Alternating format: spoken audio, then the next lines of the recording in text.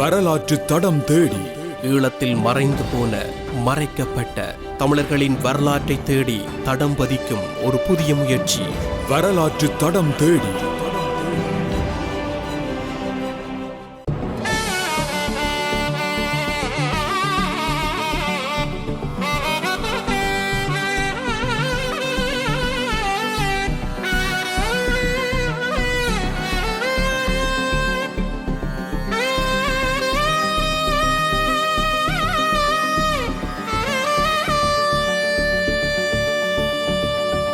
கேளீர் தமிழ் வரலாறு கேட்க கேட்க இது நமக்கு முக்கனிச்சாறு. நாள் என்னும் நேள் உலகிற்கே நல்ல நாகரீக துணை நம் தமிழாகும். கேளீர் தமிழ் வரலாறு கேட்க கேட்க இது நமக்கு முக்கனிச்சாறு.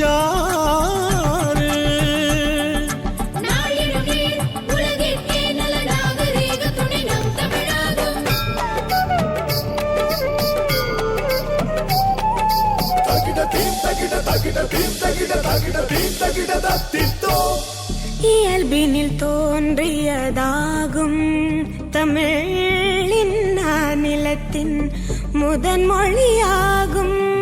இயல்பினில் தோன்றியதாகும் தமிழின் நிலத்தின் முதன் மொழியாகும்.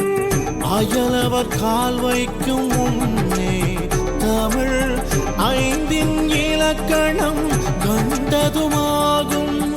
அயலவர் கால் வைக்கும் முன்னே தமிழ் ஐந்தின் இலக்கணம் கண்டதுமாகும். கேளி தமிழ் வரலாறு கேட்க கேட்க எது நமக்கு முக்கனிச்சாறு.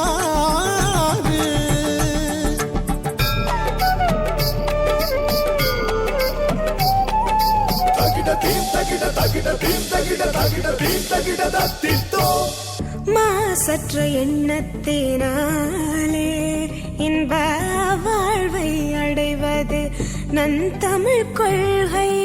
மாசற்ற எண்ணத்தினாலே இன்ப வாழ்வை அடைவது நன் தமிழ் கொள்கை. தாயும் தகப்பனும் அன்றோ தோழ தக்கவராவர் என்றே தமிழ் சொல்லும். தாயும் தகப்பனும் அன்றோ தோழ தக்கவராவர் என்றே தமிழ் சொல்லும்.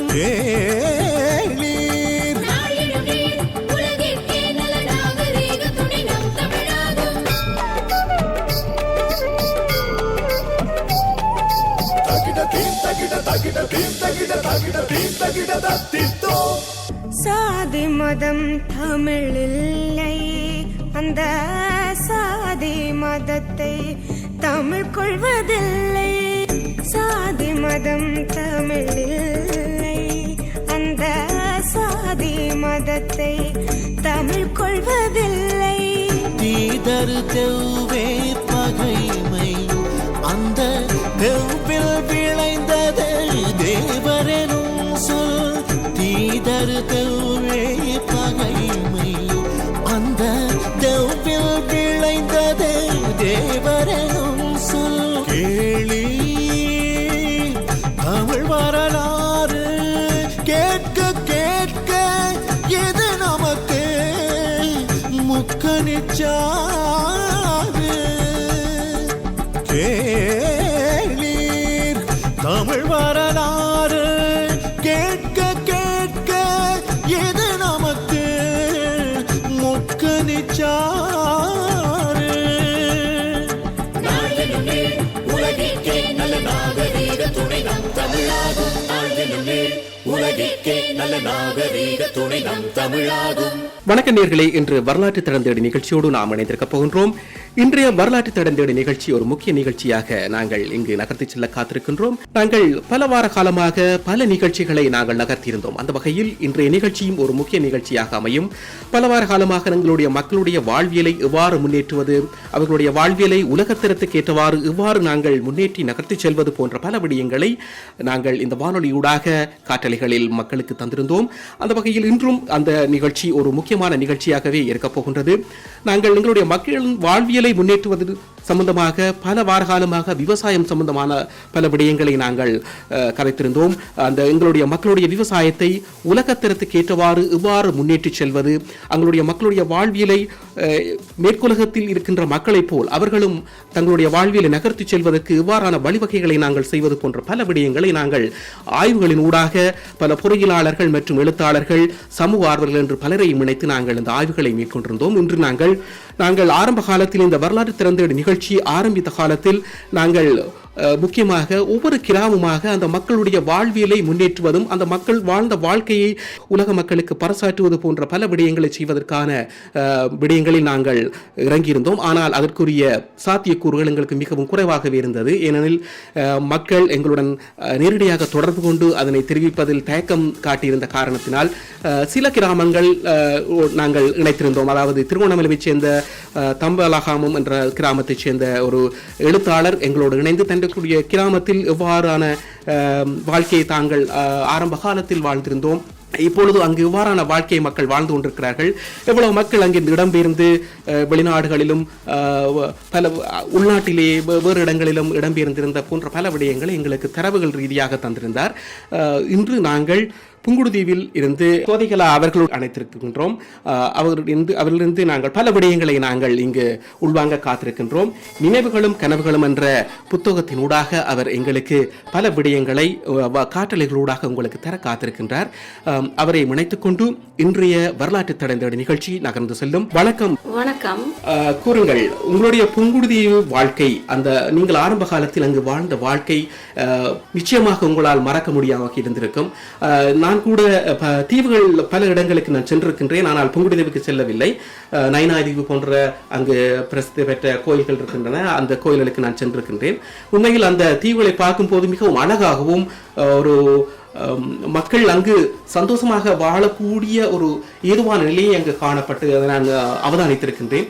உங்களுடைய காலத்தில், அதாவது ஆரம்ப காலத்தில் அந்த பிரச்சனைகள், அதாவது எங்களுடைய போராட்ட கால பிரச்சனைகள் இல்லாத காலத்தில் நீங்கள் நிம்மதியாகவும் ஒரு சந்தோஷமாகவும் உங்களுடைய வாழ்க்கையை நீங்கள் நகர்த்தி சென்றிருப்பீர்கள்.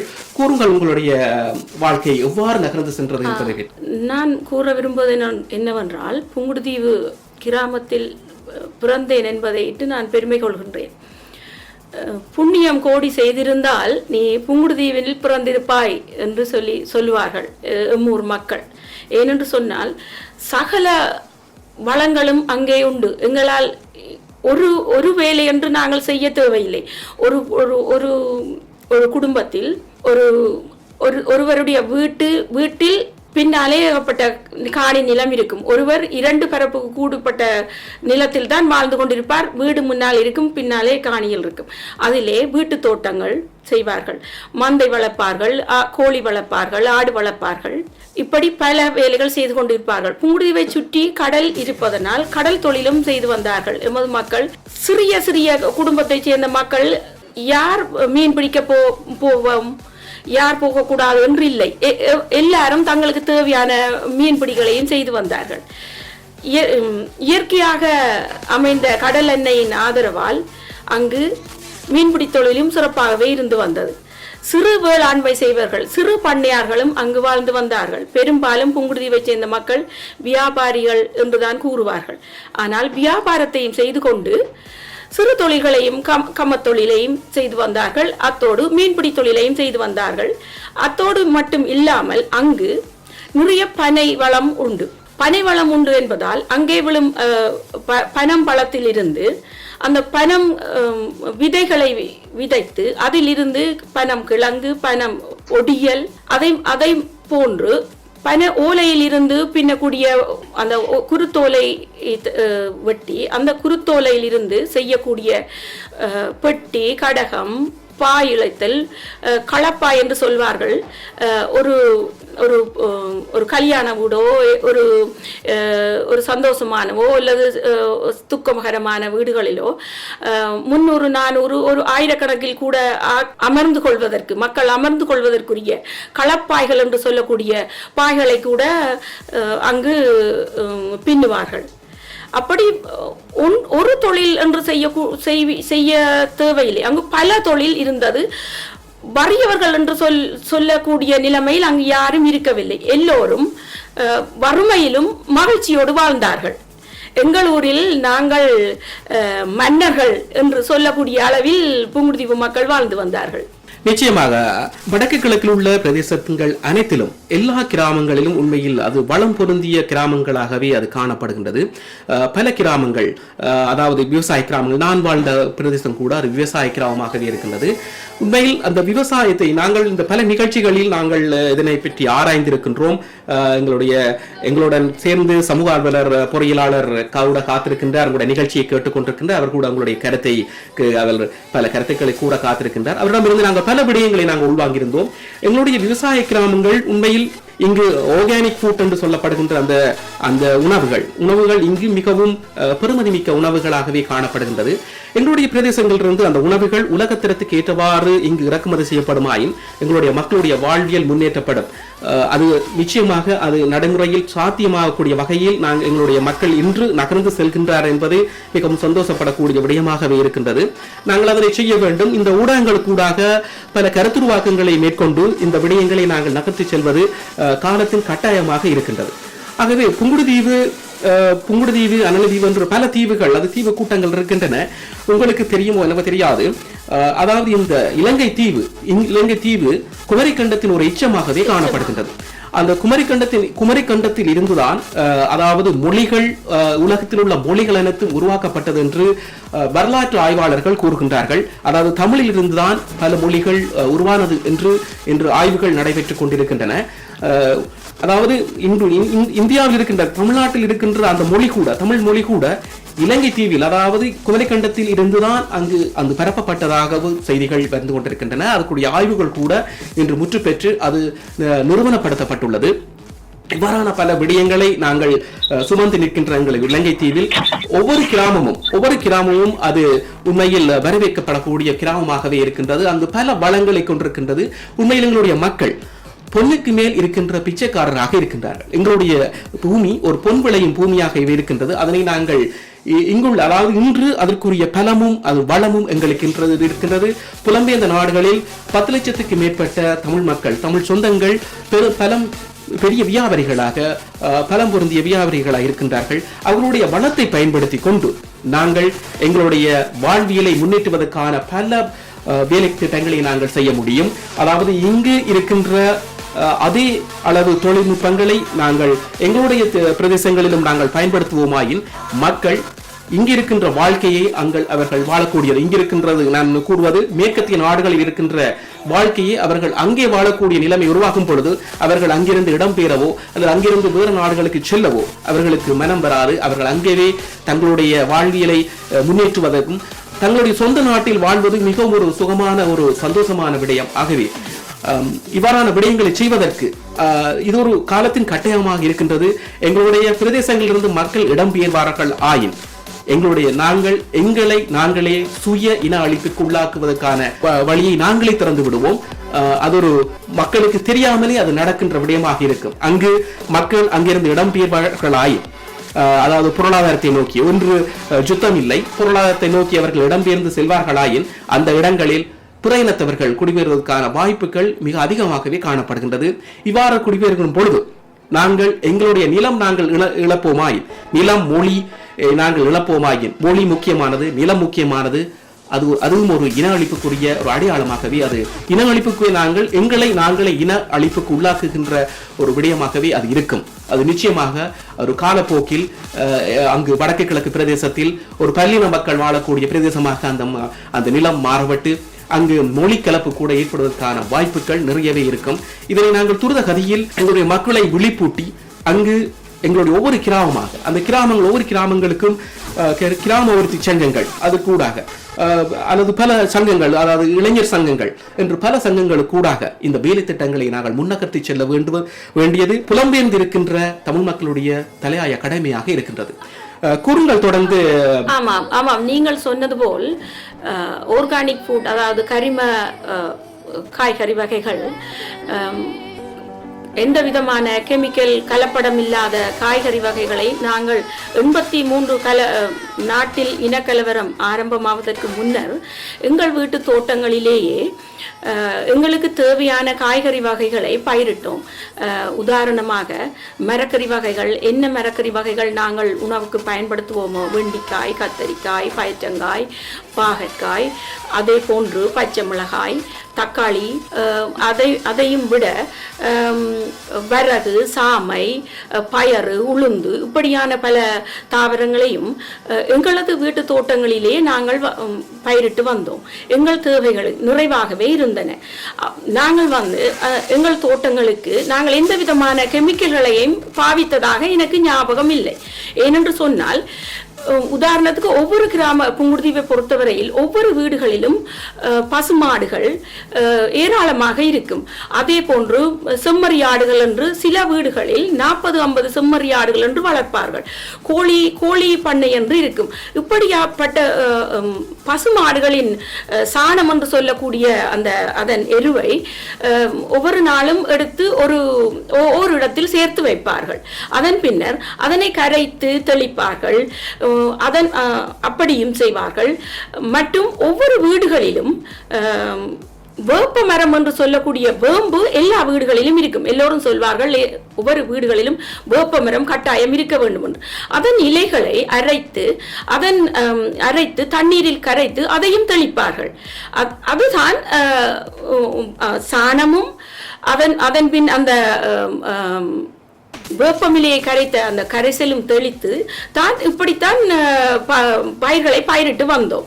அதன்படியும் மற்றும் சிறு சிறு புழுக்கள், தானியங்களிலோ மரக்கறி செடிகளிலோ சிறு சிறு புழுக்கள் அதுகள் வந்தா பறவைகள், ஏராளமான பறவைகள் வரும் அந்த தோட்டத்துக்கு.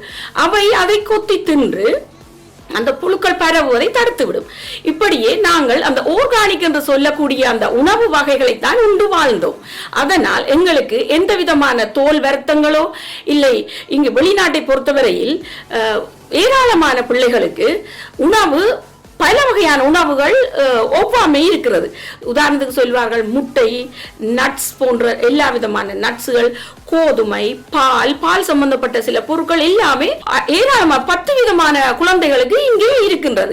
இது எதனால்? இந்த பிரச்சனைகளை நாங்கள் எமது நாட்டில் சந்திக்கவில்லை. இப்படியான பிரச்சனை இருக்கிறது என்றதே நாங்கள் வெளிநாடு வந்த பின்பர் தான் எங்களுக்கு தெரிகின்றது. நாங்கள் சுத்தமான உணவை சாப்பிட்டு வந்தோம், சுத்தமான காற்றை சுவாசித்தோம். எங்கள் மண் சுத்தமாக இருந்தது, எங்கள் பூமி சுத்தமாக இருந்தது, நாங்கள் சுவாசிக்கக்கூடிய காற்று சுத்தமாக இருந்தது. எங்கள் வீடுகளிலே மரங்கள் இருந்தது. கடல் வழியில் இருந்து கொண்டிருக்கக்கூடிய அந்த கந்தக காற்றை மரங்கள் சுத்திகரித்து எங்களுக்கு சுத்தமான காற்றை தந்தது. சுத்தமான காற்றை சுவாசித்தோம், சுத்தமான உணவை சாப்பிட்டோம். எங்களுக்கு வருத்தம் என்று நாங்கள் சிறு வயதில் ஆஸ்பத்திரிகளுக்கு சென்று வந்த நினைவே எனக்கு இல்லை. நிச்சயமாக அந்த விடயங்கள் நாங்கள் கூட அந்த விடயங்களோடு ஒத்துப்போகின்றோம். நாங்களும் அந்த மண்ணில் வாழ்ந்து அந்த அங்கே பழக்கப்பட்டு இங்கே வந்தவர்கள் தான். பாடல் ஒன்றோடு நாங்கள் இந்த நினைவுகளை சுமந்து செல்லலாம்.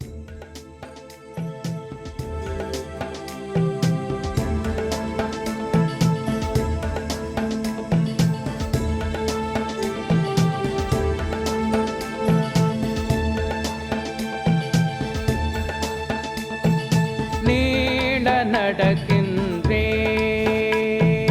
நீள நடக்கின்றே ஏற்று நிலா பொன் விளக்கேற்றிய பொழுதில் கிளர்புறங்கள் தெருக்களின் மீதில் காதலுலா வந்த காலமதில் நீள நடக்கின்றே நடக்கின்றே.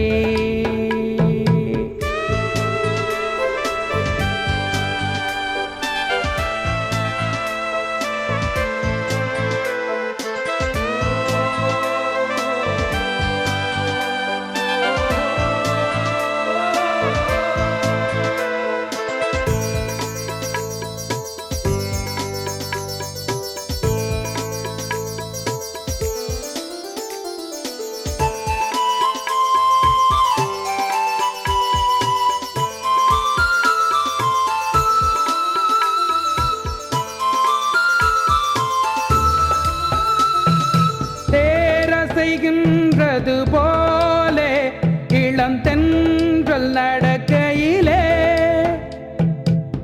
இதய கூடல் நரம்புகளில் தேன் பிழியாழினை மீட்டியதார் தேரல் பருகி நின்றேன். அடடா தித்திப்பின் சுகம் என்ன சொல்வேன், தேரல் பருகி நின்றேன். அடடா தித்திப்பின் சுகம் என்ன சொல்வேன், நீள நடக்கின்றேன், நீள நடக்கின்றேன்.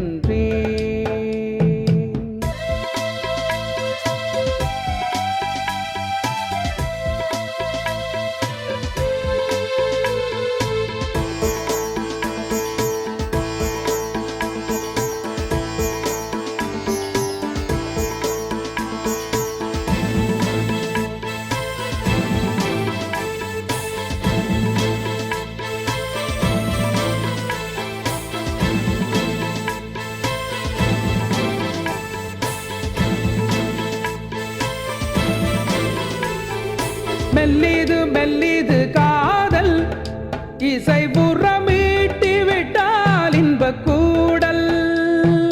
மெல்லிது மெல்லிது காதல் இசை புறமீட்டி விட்டால் இன்ப கூடல்.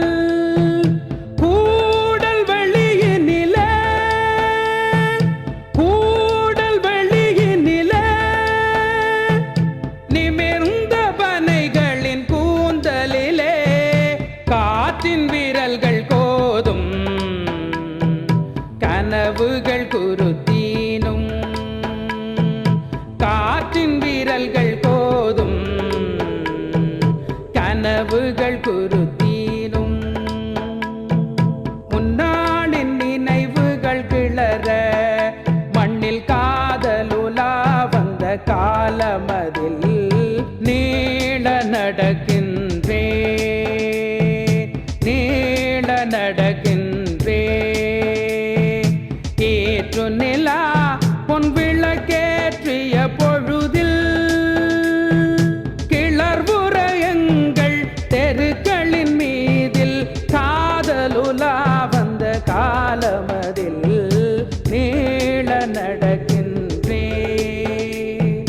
நீள நடக்கின்றேன், நீள நடக்கின்றேன், நீள நடக்கின்றேன், நீள நடக்கின்றேன்.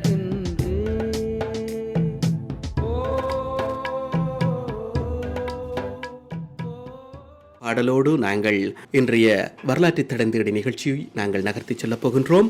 இன்றைய வரலாற்று தடந்தேடி நிகழ்ச்சி நாங்கள் உண்மையில் நாங்கள் எதிர்பார்த்தது போல், ஆரம்ப காலத்தில் எதிர்பார்த்தது போல் இன்று அந்த நிகழ்ச்சி அமைந்திருக்கின்றது. நாங்கள் ஒவ்வொரு கிராமமாக அங்குள்ள மக்களுடைய வாழ்வியலில் எவ்வாறு அங்கு மாற்றம் ஏற்பட்டிருக்கின்றது, எவ்வாறு அவர்கள் வாழ்ந்தார்கள் என்ற பல விடயங்களை நாங்கள் ஆய்வுக்குட்படுத்தி இன்று அவர்களுடைய நிலைமை என்ன என்ற கேள்வியோடு அவர்கள் எவ்வாறு அவர்களுடைய வாழ்வியலை முன்னேற்றிச் செல்வது போன்ற பல விடயங்களோடு நாங்கள் ஒன்றிணைந்து செல்வதற்கான பல வேலை திட்டங்களை செய்திருந்தோம். அந்த வேலை திட்டங்களுக்கூடாக நாங்கள் அந்த நகர்த்தி சென்ற அந்த விடயங்கள் இன்று உண்மையில் எங்களுக்கு அது சந்தோஷமாக இருக்கின்றது. அது நடைமுறையில் சாத்தியமாக வந்து கொண்டிருப்பது மிகவும் சந்தோஷமாக இருக்கின்றது. நாங்கள் இந்த நிகழ்ச்சி, இந்த வரலாற்று தடந்தேடி என்ற நிகழ்ச்சி ஒரு நிகழ்ச்சியாக, பொழுதுபோக்கு நிகழ்ச்சியாக இந்த நிகழ்ச்சியை நாங்கள் நகர்த்தி செல்லவில்லை. இது மக்களுடைய வாழ்வியலை, மக்களுடைய சமூகம் சார்ந்த விடயமாக இந்த நிகழ்ச்சியை நாங்கள் நகர்த்தி சென்று கொண்டிருக்கின்றோம். பொறியியலாளர்கள், எழுத்தாளர்கள், ஆய்வாளர்கள், ஊடகவியலாளர்கள் என்று பலரையும் இணைத்து அவர்களுடைய கருத்துக்களை உள்வாங்கி இந்த நிகழ்ச்சி நகர்ந்து செல்கின்றது. இந்த கருத்துக்கள் கூடாக, எங்களுடைய இந்த நிகழ்ச்சி கூடாக பல வேலைத்திட்டங்கள் பின்னணியில் செய்யப்பட்டு கொண்டு வருகின்றது. பல பிரமுகர்கள் எங்களை அழைத்து உங்களுடைய நிகழ்ச்சி மிகவும் ஒரு சமூகம் சார்ந்த காலத்தின் கட்டாயத்தின் தேவையாக இருக்கின்றது என கூறி அவர்கள் இந்த நிகழ்ச்சியை தொடர்ந்து கைவிடாமல் செய்யுமாறு எங்களை ஊக்குவித்துக் கொண்டிருக்கின்றார்கள். நிச்சயமாக நாங்கள் கைவிடப் போவதில்லை. எந்தவித பிரதிபலனையும் நாங்கள் எதிர்பாராது இந்த நிகழ்ச்சியை நாங்கள் நகர்த்தி கொண்டிருக்கின்றோம்.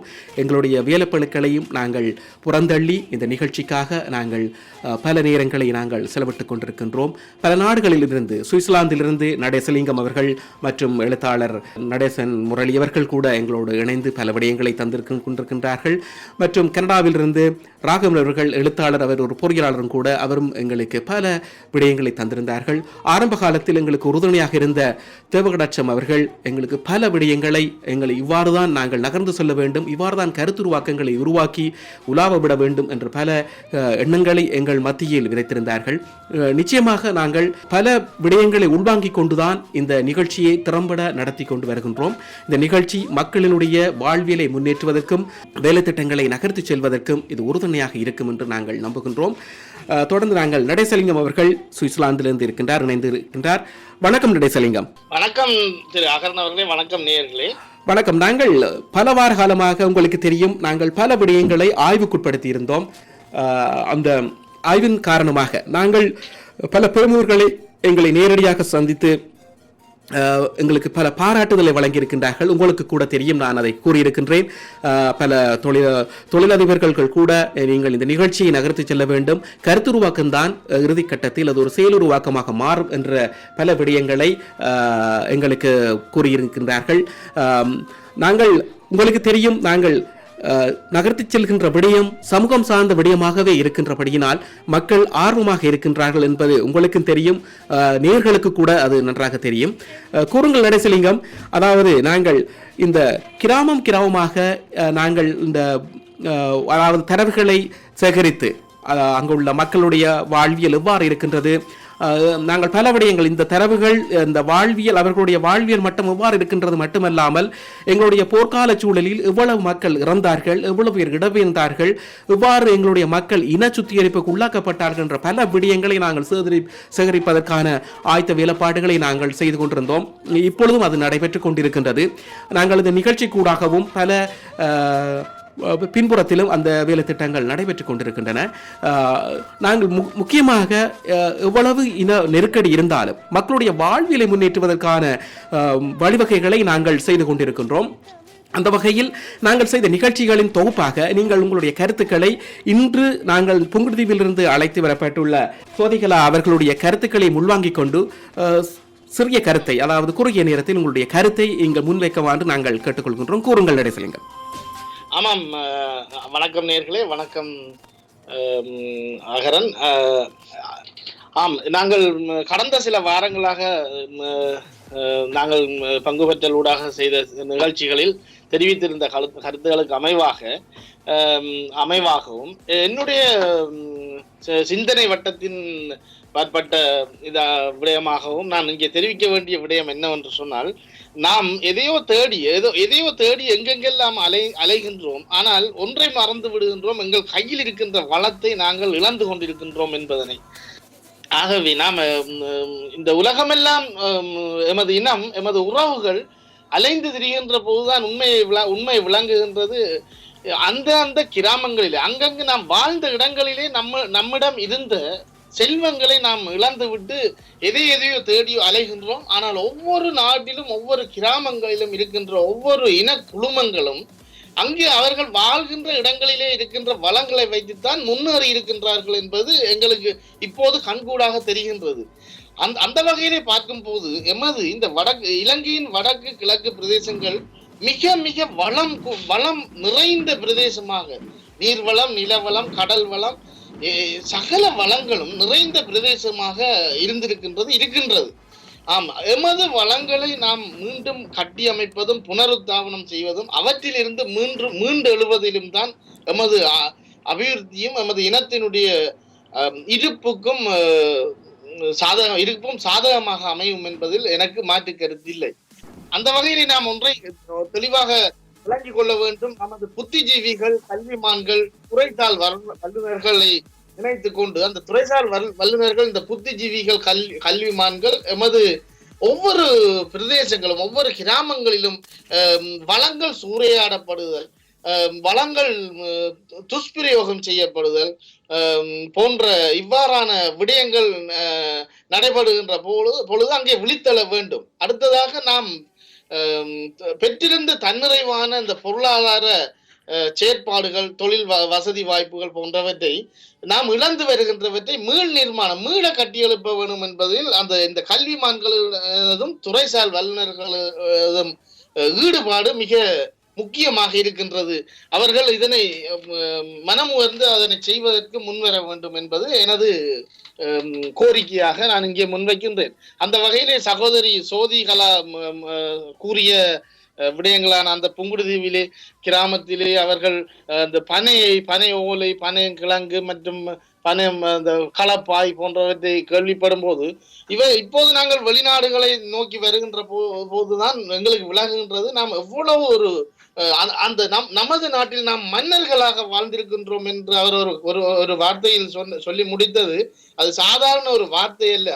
அதை நினைக்கும் போது என் கண்கள் கலங்குகின்றன. காரணம் என்னவென்று சொன்னால், இந்த சுவாத்தியமான சூழலில் சுதந்திர காற்றை சுவாசித்துக் கொண்டு, சுத்தமான காற்றை, சுத்தமான நீரை குடித்துக் கொண்டு, சுத்தமான காற்றை சுவாசித்துக் கொண்டு, சுத்தமான பொருட்களை பயன்படுத்தி கொண்டு நாம் வாழ்ந்திருக்கின்றோம். இப்போது அவற்றை எல்லாம் தொலைத்து விட்டு, நமது சொந்த மண்ணிலும் தொலைத்து விட்டு நிற்கதியான நிலையை நோக்கி ஓடிக்கொண்டிருக்கின்றோம். இதனை மாற்றியமைத்து மீண்டும் அங்கே மீண்டெழுவதற்கான வேலை திட்டங்களை நாம் ஏற்படுத்திக் கொள்ள வேண்டும் என்று நேயர்களையும் துறைசார் வல்லுநர்களையும் ஆர்வலர்களையும் நான் கோரிக்கையாக முன்வைக்கின்றேன்.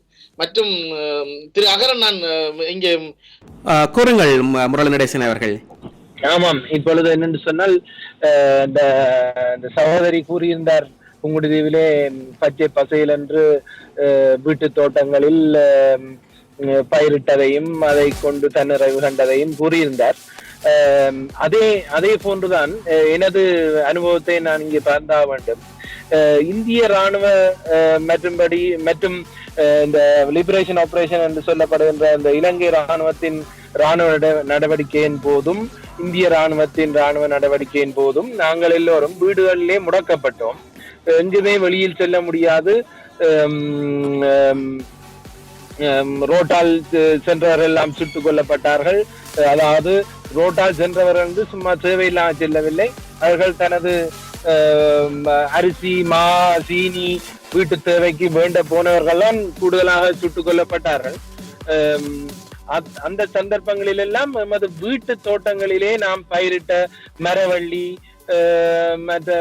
இந்த பனம், இதுல இருந்து எடுத்து அந்த பினாட்டு அதெல்லாம் செய்துதான் நாங்கள் எங்களோட இந்த பட்டினி சாவை நாங்கள் தடுத்திருந்தோம். அதாவது நிறைய கிராமங்களிலே, அதாவது டவுன், அதாவது நகரங்களிலே முடியாத எத்தனையோ விடயங்கள் கிராமங்களிலே சாத்தியமாயின. ஏனென்று சொன்னால், எங்களோட வீட்டு தோட்டங்களிலே நாங்கள் பயிரிட்டது, இந்திய ராமி பிரச்சனையின் போது கூட மக்கள் பக்கத்திலே இருந்த தோட்டங்களிலே சென்று காய்கறிகளையும் இதுகளையும் பிடுங்கி வந்து சாப்பிட்டு தமது உயிர்களை காத்து கொண்டார்கள்.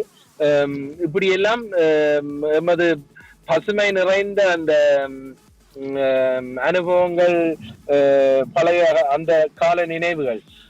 இப்பொழுது நாங்கள் இங்கே வெளிநாடுகளிலே வாழ்ந்து கொண்டிருக்கிறோம். எங்களிடம் இங்கே தமிழ் கடைகளிலே வந்து சேருகின்ற காய்கறிகளிலே என்னென்ன மருந்து வகைகளை அடித்து அதை பசுமையாக வைத்திருப்பதற்கு என்ன செய்தார்களோ தெரியாது. அதுகளைத்தான் நாங்கள் இப்பொழுது உண்ண வேண்டிய ஒரு சூழ்நிலையில இருக்கின்றோம். நிச்சயமாக, அதாவது எமது காலங்களிலே நாங்கள் இன்னும் நாங்கள் வாழும் சாட்சியாக இருக்கக்கூடிய நாங்கள் எங்கள் கிராமங்களை மீண்டும் பழையபடி அந்த பசுமை நிறைந்த அந்த கொண்டு போக வேண்டும் என்பதுதான் எனது தாழ்மையான கோரிக்கை. அப்பொழுது அதாவது இங்கே அகரன் கூறியிருந்தார்,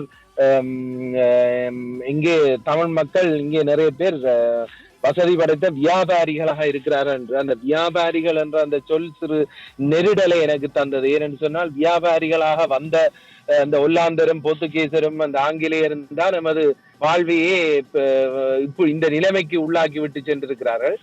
அவர்கள் தமிழர்கள் இன்று பெரிய பெரிய தொழில் அதிபர்களா, அதாவது எத்தனையோ பேர்களை வைத்து வேலை வாங்கும் தொழில் அதிபர்களாக இருக்கிறார்கள்.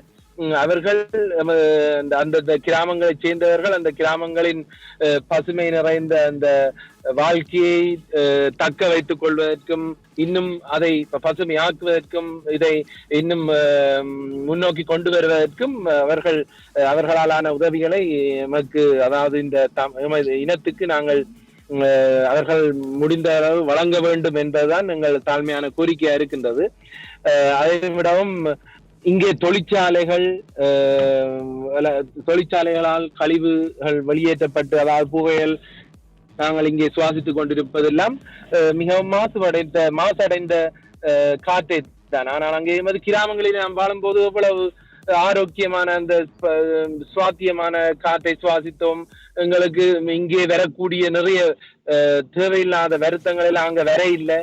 எவ்வளவு சந்தோஷமா இருந்தோம். ஆனால் இன்று நாங்கள் எல்லோரும் அதாவது மேற்கத்திய நாடுகளை தேடி ஓட வேண்டிய ஒரு சூழ்நிலைக்கு உள்ளாக்கப்பட்டிருக்கிறோம். எமது அடுத்தடுத்த சந்ததிகள் இப்படியான பிரச்சனைகள் இருந்து காப்பாற்றப்பட வேண்டும் என்பதுதான் எனது தாழ்மையான கோரிக்கையாக இருக்கின்றது. எமது இனத்திலே வசதி படைத்த தொழில் அதிபர்களாக இருக்க எனது கோரிக்கையாக முன்வைக்கிறேன். வேறு என்ன கூற, இந்த பழைய நினைவுகளை மீட்டதற்கு மிகவும் நன்றி. அந்த சகோதரிக்கு மிகவும் நன்றி தெரிவித்துக் கொள்கின்றேன். நன்றி ஆரன். நன்றி முரளி நடேசன் அவர்கள், உங்களுடைய கருத்துக்களை நீங்கள் பதிவு செய்வதற்கு மிகவும் நன்றி. நாங்கள் தொடர்ந்து சோதிகள் அவர்களிடம் ஒரு கேள்வியை கேட்க இருக்கின்றேன். அந்த வகையில் அது இந்த புத்தகத்தில், அதாவது இந்த நினைவுகளும் கனவுகளும் என்ற இந்த புத்தகத்தில் உங்களை தொட்ட பகுதியை நீங்கள் கூற முடியுமா? ஆமாம், முதலில் நீங்கள் ஒலிபரப்பிய அந்த பாடலுக்கு சொந்தக்காரன் சூவி என்று செல்லமாக அழைக்கக்கூடிய வில்வரத்னம் அவர்கள் மிகவும் பிரபலமான கவிஞர், தமிழ்நாட்டிலும் கூட பேசப்பட்ட கவிஞர். அவர் புங்குடுதீவை சார்ந்தவர். எனது சிறிய தந்தை என்று சொல்வதில் பெருமை அடைகின்றேன். அந்த பாடலை பாடியவர் இப்பொழுது கனடாவில் வசித்துக் கொண்டிருக்கக்கூடிய விவேகானந்தன் அவர்கள். நன்றி விவேகானந்தன். இத்தருணத்தில் அவருக்கும் நன்றி கூற கடமைப்பட்டுள்ளேன். இந்த புத்தகத்தில் எனக்கு கவர்ந்த விஷயம் என்னவென்று சொன்னால், அவரது நினைவுகள், கடைசியில் சொல்லிக்கிறார், அவரது நினைவுகள் கனவாக்கப்பட வேண்டும் என்று. அவரது நினைவுகளை அவர் மீட்டி எங்களது நினைவாற்றல்களையும் தட்டி எழுப்பியுள்ளார். எங்கள் ஊர் அவர் வாழ்ந்த காலத்தில் எப்படி இருந்தது, அவரது பிள்ளைகளாகிய நாங்கள் வாழும் காலங்களில் எப்படி இருந்தது, இப்பொழுது எப்படி இருக்கின்றது என்பதையெல்லாம் கூறியிருக்கின்றார். அவர் சொல்லுகின்றார் என்னவென்றால், எங்கள் நாட்டில் என்ன வளம் இல்லை, சகல வளமுமே இருந்தது. ஒரு குடும்பத்தில் ஒருவர் ஒரு வேலை என்று செய்து கொண்டிருக்கவில்லை, பல தொழில்களையும் செய்தார். எங்களுக்கு வறுமை என்று சொல்லி எவரும் எங்கும் ஓடிவிடவில்லை. எனது வீட்டு தோட்டத்திலேயே சொல்லக்கூடிய முருங்கை மரம் இருக்கும். அதை போன்று மொசுக்கை, முசுட்டை, அப்படி பல வேறு இயற்கையாக வளரக்கூடிய தாவரங்கள் எல்லாம் இருக்கும். எங்களுக்கு இல்லை, அங்கு உள்ளவர்களுக்கு கஷ்ட காலங்களில் ஒரு மீன் பிடிக்கக்கூடியதாக எல்லோருக்கும் இருக்கும். மீன் ஒரு கறியாக இருந்தால் அடுத்தது முருங்கை இலையில் ஒரு வறுவல் செய்வார்கள், இல்லை முசுட்டை இலையில் ஒரு பால் கறி செய்வார்கள். அன்றைய பொழுது அவர்களுக்கு முடிந்துவிடும். அப்படி மீன் கிடைக்காவிட்டால் கூட முருங்கைக்காயில் ஒரு கறி, முசுட்டை இலையில் ஒரு சொதி, அப்படி செய்து தங்கள் உணவை போக்கி விடுவார்கள். இப்படி அவர் பழங்காலங்களிலே பனையில் இருந்து எடுக்கப்பட்ட கிழங்கில் ஒடியலாகவும் புழுக்கொடியலாகவும் தயாரித்தார்கள். அந்த ஒடியலிருந்து ஒடியல் மா என்று சொல்லக்கூடிய மா இருக்கிறதே, அதை அங்கு வறுமை என்று சொல்லக்கூடிய நிலையில் இருந்தவர்கள் அதில் பிட்டவிப்பார்கள். அதோடு சேர்த்து மீன் வகையான சகல கடல் உணவுகளையும் சேர்த்து சுவையாக சாப்பிடுவார்கள். வறியவர்களுக்கென்று இருந்த அந்த உணவு இப்பொழுது வசதி படைத்தவர்களுக்கென்று ஆகிவிட்டது. வறியவர்கள் அதை இப்பொழுது சாப்பிட முடியாத நிலையில் இருக்கிறார்கள். ஏனென்று சொன்னால் பெருமளவு வளங்கள் அழிந்து விட்டது. பனை வளங்கள் படையினரின் ஆக்கிரமிப்பால் அழிந்து விட்டது. பெருமளவு அதில் மீறி வெளிநாடுகளுக்கு என்று ஏற்றுமதி செய்யப்படுகின்றது. அப்போ வசதி படைத்தவர்களால் அதை சாப்பிட்டுக் கொள்ளுகிறார்கள். பாருங்கள், நாங்கள் ஊரில் இருந்த பொழுது எங்களுக்கு ஒடியல் மாவை பற்றிய அருமை தெரியவில்லை. வெளிநாடுகளுக்கு வந்தது கடைகடியாய் தேடி ஒடியல் கூழ், ஒடியல் மா சம்பந்தப்பட்ட புழுக்கொடியல் ஒரு சிறிய 200 கிராம் பாக்கெட்டே விலை கொடுத்து வாங்கி சாப்பிடக்கூடிய நிலைமையில் இங்கு இருக்கின்றோம். அவர் என்ன சொல்ல வருகின்றார் என்று சொன்னால், இதே வளங்களை நாங்கள் மீண்டும் பனையா இருந்தான தென்னையா இருந்தான மீண்டும் உருவாக்க வேண்டும். மீண்டும் உருவாக்கி அதே பழைய நிலையில் வறியவர்கள் கூட உண்ணக்கூடிய நிலைமைக்கு கொண்டு வர வேண்டும்.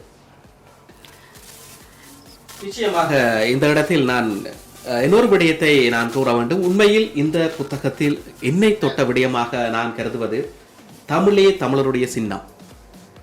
அங்கு தமிழ் இல்லாவிடின் நாங்கள் என்ன விடயத்தை நாங்கள் செய்தோம், அங்கு நாங்கள் எங்களுடைய அடையாளத்தை அங்கு நாங்கள் பேண முடியாது. நிச்சயமாக இந்த புலம்பெயர்ந்த தேசத்தில் இது இந்த தமிழ், அதாவது எங்களுடைய அடுத்த சந்ததியினர் தமிழை எவ்வாறு பின்பற்றுகிறார்கள், எவ்வாறு நாட்டமுள்ளவர்களாக மாறிக்கொண்டிருக்கின்றார்கள் என்பது எனக்கு மிகவும் மையமாகவே இருக்கின்றது. இப்பொழுது அடுத்த சந்ததியாக, அதாவது இப்பொழுது ஒரு 4 வயது ஒரு 10 வயது கூடிய பிள்ளைகள் தமிழை மிகவும் விரும்பி கற்பதற்கு பெற்றோர்கள் ஊக்குவிக்கிறார்கள். இன்று தமிழ் பாடசாலைகள் நிறைய வந்திருக்கின்றன. காரணம், அன்றைய காலத்தில் நான் கேள்விப்பட்டிருக்கின்றேன், என்னுடைய மகனுக்கு தமிழ் தெரியாது என்பது அவர்கள் நாகரிகமாக சொல்வது வழக்கம். இன்று அவ்வாறு நிலைமை இல்லை. ஏனெனில் அதாவது எங்களுடைய போராட்டத்தின் வளர்ச்சி தான் இதற்குரிய காரணம் என்று கூட நாங்கள் சொல்லிவிடலாம். தமிழை நாங்கள் இழப்போமாயின் எங்களுடைய அடையாளத்தை நாங்கள் இழந்து விடுவோம். அதனை அவர் தத்துவமாக இந்த புத்தகத்தில் அவர் கூறியிருக்கின்றார். உலகில் உயிரினம் பேச கற்றுக்கொண்ட காலம் முதல் தோன்றியது தமிழ் மொழி என்பது உலக மொழியியல் ஆய்வாளர்களின் கருத்து என்று அவர் கூறியிருக்கின்றார். இது உண்மையான விடயமாகவே இருக்கின்றது. அது குமரி கண்டத்திலிருந்து ஆரம்பித்த தமிழ் உலகமெங்கும் பரவி அது பல மொழிகளாக திரிபடைந்தது என்று ஆய்வாளர்கள் கூறிக்கொண்டிருக்கின்றார்கள். அது உண்மையான விடயமாக அது என்று ஆய்வாளர்களிடம் நிரூபணமாக்கப்பட்டுள்ளது. அதனைத் தொடர்ந்து நாங்கள் உண்மையில் இங்கு நாங்கள் சோதிகலாவிடம் ஒரு கேள்வியை கேட்க இருக்கின்றேன். அதாவது, உங்களுடைய பிள்ளைகள் எவ்வாறு தமிழை கற்றுக்கொண்டிருக்கின்றார்கள்? உங்களுடைய உறவினர்கள், உங்களுக்கு தெரிந்த நண்பர்கள் இப்பொழுது இங்கு தமிழை விரும்பி கேட்கக்கூடியதாக இருக்கின்றார்களா? இந்த புத்தகத்தை வாசிக்கக்கூடிய அளவுக்கு, அதை ஒரு புத்தகத்தை வாசித்து அதை விளங்கக்கூடிய அளவுக்கு அவர்களுக்கு தமிழ் கல்வியை நீங்கள் புகுட்ட வேண்டும் என்று நீங்கள் எண்ணி இருக்கிறீர்களா? அதற்குரிய வேலை திட்டங்களை, அதற்குரிய ஊக்கத்தை நீங்கள் கொடுக்கின்றீர்களா என்று நான் உங்களிடம் கேட்க விரும்புகின்றேன். நிச்சயமாக. குறிப்பாக சொல்ல போனால் எனது மகன் வீட்டில் ஆங்கிலம் கலக்காத தமிழிலேயே பேசுவார். அதே போன்று என் உறவினர்களும் போட்டி போட்டுக்கொண்டு தமிழ் படிப்பிக்கின்றார்கள். தமிழ் பாடசாலைக்கு விடுவதும் மட்டுமல்லாமல் தமிழுக்கென்று டியூஷனுக்கு வேறு விட்டு படிப்பிக்கின்றார்கள். ஒவ்வொரு வளர்நிலை பரீட்சைகளை எடுத்த வண்ணமும் தமிழ் தெரியாவிட்டால் எங்கள் இனம் அழிந்துவிடும், பெற்றவர்களையே மறந்து விடுவார்கள் தமிழ் தெரியாது. இந்த கலாச்சார வாழ்க்கையில் வாழ வெளிக்கிட்டார்கள் என்று சொன்னால் பெற்றவர்களையே மறந்து விடக்கூடிய காலம் இருக்கின்றது. அதனால் நாங்கள் பிள்ளைகளுக்கு தமிழைத்தான் சொல்லிக் கொடுத்து கொண்டிருக்கிறோம். வீட்டில் தமிழில் தான் கதைப்போம். அதைத்தான் மிகவும் விரும்புகின்றோம். நிச்சயமாக அந்த விடயத்தோடு நானும் ஒற்றுப்போகின்றேன். ஏனெனில் நான் ஒரு வீடியோ, ஒரு ஒளிப்பதிவை நான் பார்த்திருக்கின்றேன். அதாவது முகப்பு புத்தகத்தினூடாக, ஃபேஸ்புக்கினூடாக ஒரு ஜெர்மனிய பெண்மணி, அந்த ஜெர்மனிய பெண்மணி தமிழை மிகவும் சரளமாகவும் பேசவும் எழுதவும் கற்பிப்பதற்கு கூட அளவுக்கு அவர் அந்த தமிழை கற்றிருக்கின்றார். அவர் கூறுகின்றார், தமிழ் உண்மையில் மிகவும் ஒரு உன்னதமான மொழியாகவும், அந்த தமிழை படிக்கும் பொழுது, அது ஆழமாக படிக்க பொழுது எனக்கு ஆர்வத்தின் மிகுதி கூடிக்கொண்டு போனதாகவும், தமிழில் இருக்கின்ற காவியங்கள், அந்த இலக்கியங்கள் அவற்றை படிக்கும் பொழுது தனக்கு மிகவும் சந்தோஷமாக இருக்கிற, எந்த ஒரு மொழியிலும் இல்லாத இலக்கியங்கள், காப்பியங்களை கொண்ட ஒரு மிகப்பெரிய ஒரு பொக்கிஷமாக தான் கருதுவதாகவும், தமிழை கருதுவதாகவும் கூறியிருக்கின்றார். கூறிய இன்னொரு விடயம் என்னை தொட்ட விடயமாக இருக்கின்றது. எந்த ஒரு இனம் தன்னுடைய சொந்த மொழியில் பாண்டித்யமாக இருந்தால் ஏனைய மொழிகளை இலகுவாக கற்றுவிட முடியும் என்று அவர் கூறியிருக்கின்றார். தான் ஜெர்மனி மொழியில் மிகவும் பாண்டித்யமாக இருப்பதனால் தான் தன்னால் தமிழையும் ஆங்கிலத்தையும் இலகுவாக படிக்கக்கூடியதாகவும், அதை கற்பித்து கொடுக்கக்கூடிய அளவுக்கு தன்னால் தன்னுடைய அந்த அறிவை பெருக்கிக் கொள்ளக்கூடியதாகவும் இருந்தது என்றும் அவர் கூறியிருந்தார். அதோட இன்னொரு கருத்தையும் கூறியிருந்தார், மொழி என்பது அறிவல்ல, மொழி என்பது அவனுடைய அடையாளத்தையே குறிக்கின்றது. அந்த மொழியில் அவன் தன்னுடைய சொந்த மொழியில், தாய்மொழியில் பாண்டித்யமாக இருப்பானாயின் பிற மொழிகளையும் அவன் இலகுவாக கற்று பாண்டியத்தை பெற்றுக்கொள்வான் என்று அவர் உறுதியாக கூறியிருந்தார் என்று கூறி அவர் ஒரு விடயத்தையும் கூறியிருந்தார். என்று தமிழ் மக்கள் அவ்வாறு தங்களுடைய தாய்மொழியினை இடப்புலம்பெயர்ந்த தேசங்களில் இருக்கின்ற தமிழ் மக்கள் தங்களுடைய தாய்மொழியை தங்களுடைய பிள்ளைகளுக்கு கட்டாயம் வீட்டில் இருந்து, அதாவது பாடசாலைக்கு செல்வதை விட வீட்டில் அவர்கள் தமிழை கரைக்க வேண்டும், தமிழை கற்றுக் கொடுக்க வேண்டும் என்று அவர் உறுதியாக கூறியிருந்தார். அவ்வாறு கற்றுக் கொடுக்காவிடி அந்த இனம் அழிந்துவிடும், அந்த தமிழ் என்ற அடையாளம் அழிந்துவிடும் என்று அவர் உறுதியாக கூறியிருந்தார். இது என்னை மிகவும் தொட்ட விடயமாக இருக்கின்றது. கூறுங்கள் சோனிகள் அவர்கள், மீண்டும் நாங்கள் உங்களுடைய கிராமத்தை நோக்கி செல்வோம். அந்த கிராமத்தில், அதாவது நீங்கள் உங்களுடைய சிறிய வயது காலத்தில், அதாவது நீங்கள் உங்களுடைய தந்தை தாயினுடைய கையை பிடித்துக் கொண்டு சென்ற காலங்களில் உங்களால் மறக்க முடியாத சம்பவம், நீங்கள் அங்கு அனுபவித்த ஒரு பூரிப்படைந்த சந்தோஷமான விடயங்களை இந்த காற்றலைகளூடாக நீங்கள் பகிர்ந்து கொள்ளலாம். அப்படி சொல்ல போவதற்கு முன்னர் இதையே வில்வரட்னம் அவர்கள் சொல்லுவார். எங்கள் ஊருக்கு ஒரு சுகம், எங்கள் ஊர் மண்ணுக்கு ஒரு சுகம், எங்கள் ஊர் தண்ணீருக்கு ஒரு சுகம், எங்கள் ஊர் வெட்ட வெளியில் காலார நடந்து செல்வதில் ஒரு சுகம், எங்கள் ஊரே அலாதியான ஒரு சுகம் என்று சொல்லுவார். நாங்கள் எங்கள் தந்தையோடு கைப்பிடித்து நடந்த காலங்களில் எங்கள் ஊர் வெட்ட வெளிகளிலே இவ்வளவு சுதந்திரமான காற்றை சுவாசித்தோம். அங்கு பறந்து வரும் பறவைகள் 83 கலவரங்களுக்கு முன்னால் நிறைய சைபீரியா என்று சொல்லக்கூடிய நாடுகளில் இருந்தெல்லாம் பறவைகள் வரும். மார்கழி தை மாதங்களில் மழை நீர் தேங்கி தட்டையான நிலப்பரப்புகளில் மழை நீர் தேங்கி அங்கே கொக்குகள், குருவிகள், வெளிநாட்டிலிருந்து வரும் பறவைகள் என்று எல்லா இன பறவைகளும் அங்கு வரும். நாங்கள் ஒரு ஒரு ஒரு சரணாலயம் போன்று இருக்கும் எங்களுக்கு அதை பார்க்கும் பொழுது. அப்பா அம்மாவோட நாங்கள் நடந்து செல்லும் அந்த காட்சி அதை பார்க்கும்போது எங்களுக்கு வேறு வெளிநாடுகளுக்கே செல்ல தேவையில்லை. எங்கள் ஊரில் என்ன இல்லை, என்ன வளம் இல்லை எங்கள் ஊரில்? கடல் இல்லையா? கடலை ரசிக்கக்கூடிய இடம் இல்லையா? இப்படி எத்தனையோ எங்கள் ஊரிலேயே ரசிக்கக்கூடிய இடங்கள் இருந்தது. எங்கள் ஊரை தவிர நாங்கள் வெளி இடங்களுக்கு சென்றதில்லை அது வரைக்கும். அப்படி ஒரு இனிமையான சந்தோஷமான வாழ்க்கையை நாங்கள் வாழ்ந்து கொண்டிருந்தோம். அத்தோடு சுவிஸில் இருந்து கதைத்த நண்பர் சொன்னார், பசுமை பசுமை பசுமை, எங்கள் ஊரில் வேண்டும் பசுமை. 91 கலவரத்துக்கு நாட்டு இடம்பெயர்வுக்கு பின்னர் 2002 ஆண்டு காலப்பகுதியில் எல்லா பிரச்சனைகளும் முடிவுற ஊருக்கு திரும்புகின்றார் சுப்பிரமணியம் திருநாவுக்கரசு என்பவர். அவர் திரும்பி வரும் பொழுது அவர் தனது ஊரில் நட்டு வைத்த மரங்களை பார்க்கின்றார். 12 வருட இடப்பெயர்வுக்கு பின்னர் நட்டு வைத்த மரங்களை பார்க்கின்றார். அண்ட வழி விருட்சமாக அந்த மரங்கள் வானளாவ வளர்ந்து விரிந்து நிற்கின்றன. பார்த்தவருக்கு அவ்வளவு சந்தோஷம். 12 வருடங்களுக்கு பின்னர் அவர் வந்து பார்த்த பொழுது, அதன் பின்னர் அந்த இடப்பெயர்வு ஊர் வந்து சேர்ந்த பின்னர் 1 மாத காலங்களில் அவர் இறந்து விட்டார். அவரது இறுதிச் சடங்கிற்கு வந்தவர்களில் இளையோர்கள் இறுதிச் சடங்கை முடித்துவிட்டு வருகின்றார்கள். அவர் நட்டு வைத்த மர நிழலிலே இளைப்பாறுகின்றார்கள். அப்பொழுதுதான் ஒருவர் சொன்னார், இந்த மரம் புங்குடுதீவை சேர்ந்த திருநாவுக்கரசு என்பவர் தனது தந்தையின் நினைவாக நட்டு வைத்த மரம் என்று சொல்லி, அதில் இருந்துதான் சூலகம் என்று ஒரு அமைப்பு அங்கு உருவானது. சூலகம் எங்கள் அகத்தை நாங்கள் சுத்தமாக வைத்துக் கொள்வது போல் எங்கள் சூழலையும் சுத்தமாக வைத்திருக்க வேண்டும். அதற்கு என்ன தேவை?